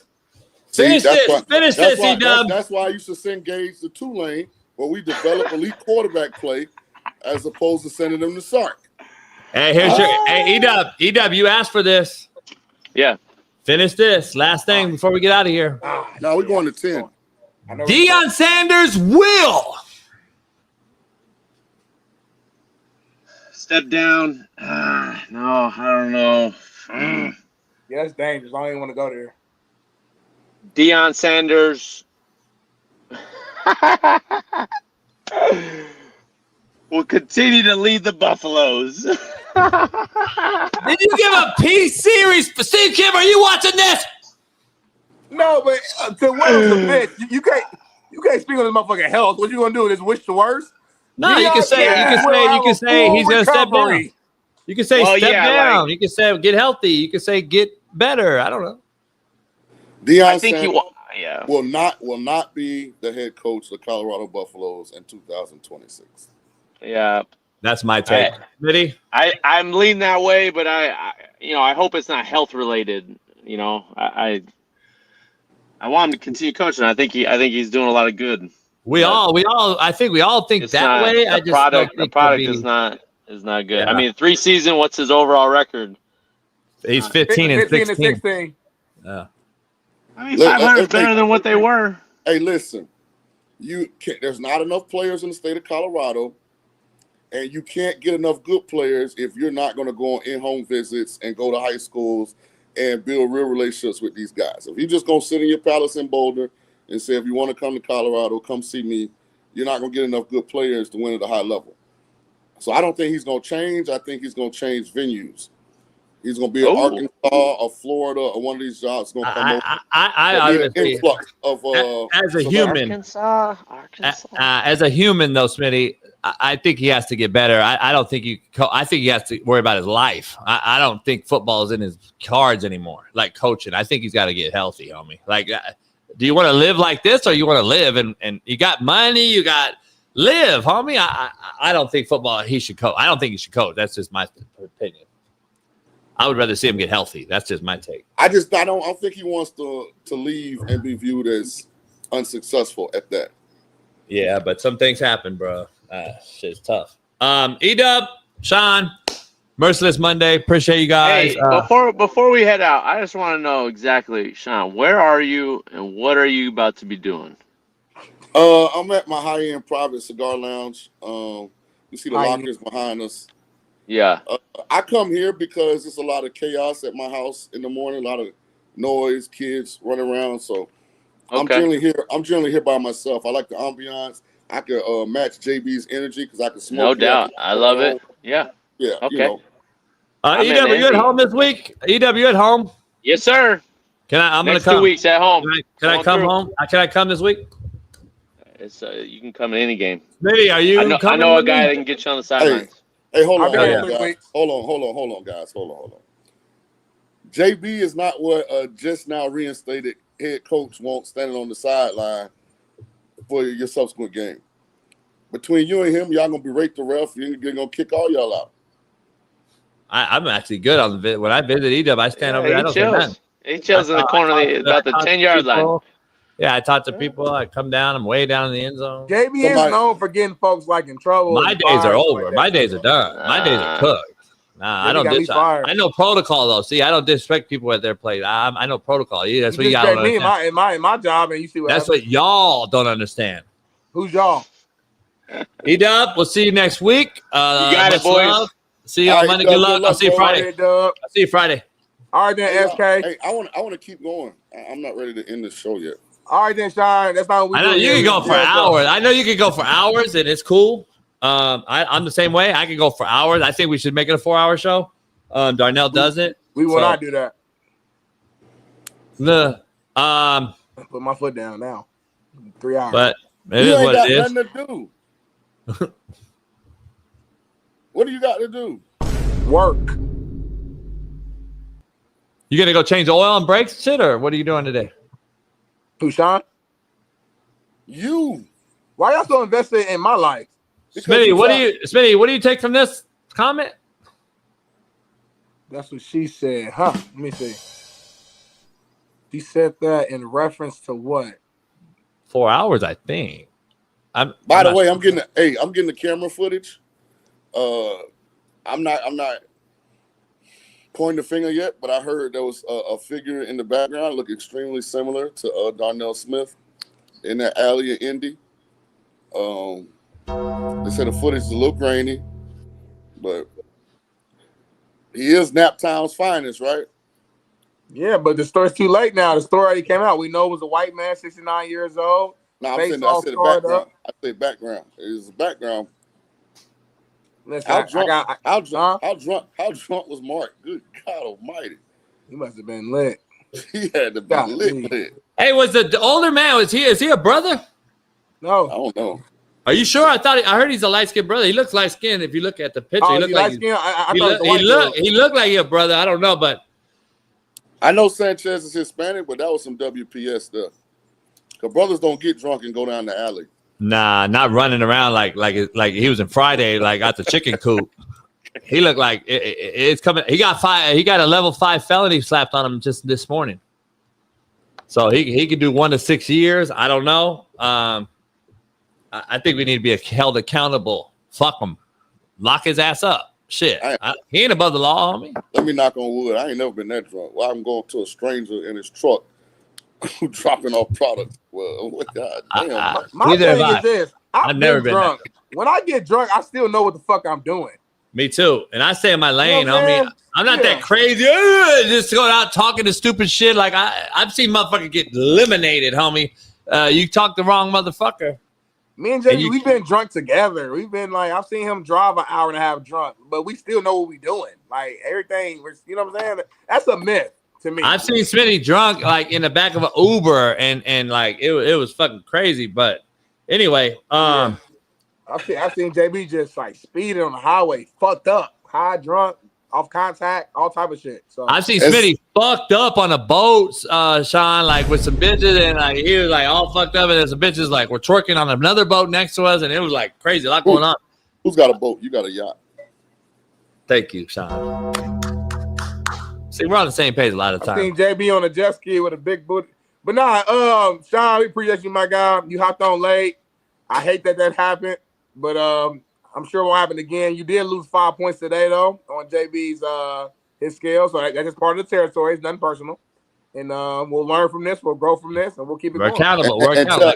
Mark Sanchez would lose 15 points today if it was on my team because it's 15 point fighting and smoking weed. He was both. He was doing both. He was probably snorting coke. He probably did that and then ran naked down the alley. He might lose 30. Tell your boy Keyshawn, I choose violence. Keyshawn gonna cuss your ass out. You keep name dropping. Tell Hey, real quick though, we gotta give our one pick real quick though. And I got Michigan. Okay, well we'll get to that Friday with you or Wednesday. We got all week with you. We got you more than damn near Smitty. Like goddamn, you're damn near on here more than us. Here's the thing. You complaining or are you saying thank you? I'm gonna be out of town Friday, but I'm gonna do the show just like remote in my hotel. Hey, don't point your finger at us. We grown. Where you going? Temecula. Temecula is by my house. Is it? This motherfucker right here. I just drive. I don't know where I'm at. No, but now we're gonna be in Temecula for a wedding. Anyway, man, Chiefs Jags tonight. Real quick, Shaun. I got Jags. The game tonight, I forgot it was Monday. I'm actually leaning Jags. Where you at, Smitty? I'm actually leaning Jags because this was a weird Sunday where a lot of like it was upsets all Sunday. Eagles lost. The fucking, you know what I'm saying? So let's do an underdog. Make sure you guys head over to Underdog Fantasy right now. Use our promo code Coach JB. Make sure you're 19 and you're 21 in all other states. Make sure you understand that and use our promo code Coach JB. Get you $50 on $5 bet. I do got a player prop for tonight. Okay, well I'm gonna ask you right now. Player prop. I don't have a real sound reason. Travis Hunter, aka Torrey Hunter, as Edub calls him, over 4 catches. Fact or cap? I was gonna go Travis Hunter prop, but only because it's time. Travis Hunter anytime touchdown. No, he's not scoring touchdown. Yes, he is. No, he's not. Because guess what? He's going to be locked up against the Chiefs' best corner, and he's garbage. Because your guy that you like were what do they call it? Glazing, Smitty? Yeah. Brian Thomas is like a nobody now. So like he's a nobody. So they don't got to double him. So they're going to put the best corner on Travis Hunter, McDuffie, and McDuffie's going to strap him up. You're going to eat those words Wednesday when I get back on here. Brian Thomas going ham tonight. I don't eat a lot of pork, so. I love ham. It's a favorite food of mine. So you never eat. You eat it once a year, though. And Thanksgiving's coming around the corner, Smitty, and my smoked hams are fucking unbelievable. So you guys are all Thanksgiving, by the way. I think I'm thinking about taking a trip to California one of these weekends. When's Kim coming back down? Every Saturday. We're here for Football Palooza. All right. I may come down either this Saturday or next Saturday. I'll let you know. No, I'm going to be out of town the next 2 weeks, so. I definitely want to come when you're not there. Oh, okay, perfect. Cool then. Fuck you then. We're already 20 minutes late, so we'll see you tomorrow for Talk That Talk Tuesday. Much love, pound the like. We'll see you tonight with Pac-Man Jones on Patreon. Don't forget, Titties and tequila. Titties and tequila. Titties and tequila. Member up tonight because it's members only for Pac-Man and I. Bailey, send me a link tomorrow. I think I'm gonna come on again. We'll see you tomorrow. Yeah, you fired. Yeah, Bailey, don't ever send that motherfucker a link again, and don't ever put Big Dick Smith or Big King in like letters on there. So you tripping, and I can't even see the comments. I know the girls probably going crazy off that, so I apologize for that. They say when you say you have one, you don't. So that's what you told me. Which is why I didn't say. I don't know how that name popped up. Yeah, I don't either. It's kind of weird. Actually, it's actually kind of, what do they call it? Sketchy? We never show our name tag. So the fact that it was there, it kind of threw me off. Yeah, Bailey does some things like off the wall that he gets us like restricted and a lot of things. I don't think he gets enough credit. I take a lot of the heat, but now I got to pawn it off on somebody. Yeah, but like it's kind of like coaching. Like you're the head coach. He's your OC. He's your young, hungry guy. He's learning from you. So he's doing things and taking chances because he sees that from you. You cross the line, so he crosses the line. But now we got to wheel him back in. Yeah. Like the thumbnail that you created that time that's got me in a lot of hot water. So anyway, we'll be back tomorrow for Talk That Talk Tuesday. And we'll see you tomorrow, man. Much love. Pound that like for Bailey, for Paris, Smitty, and I. We'll see you tomorrow. Peace.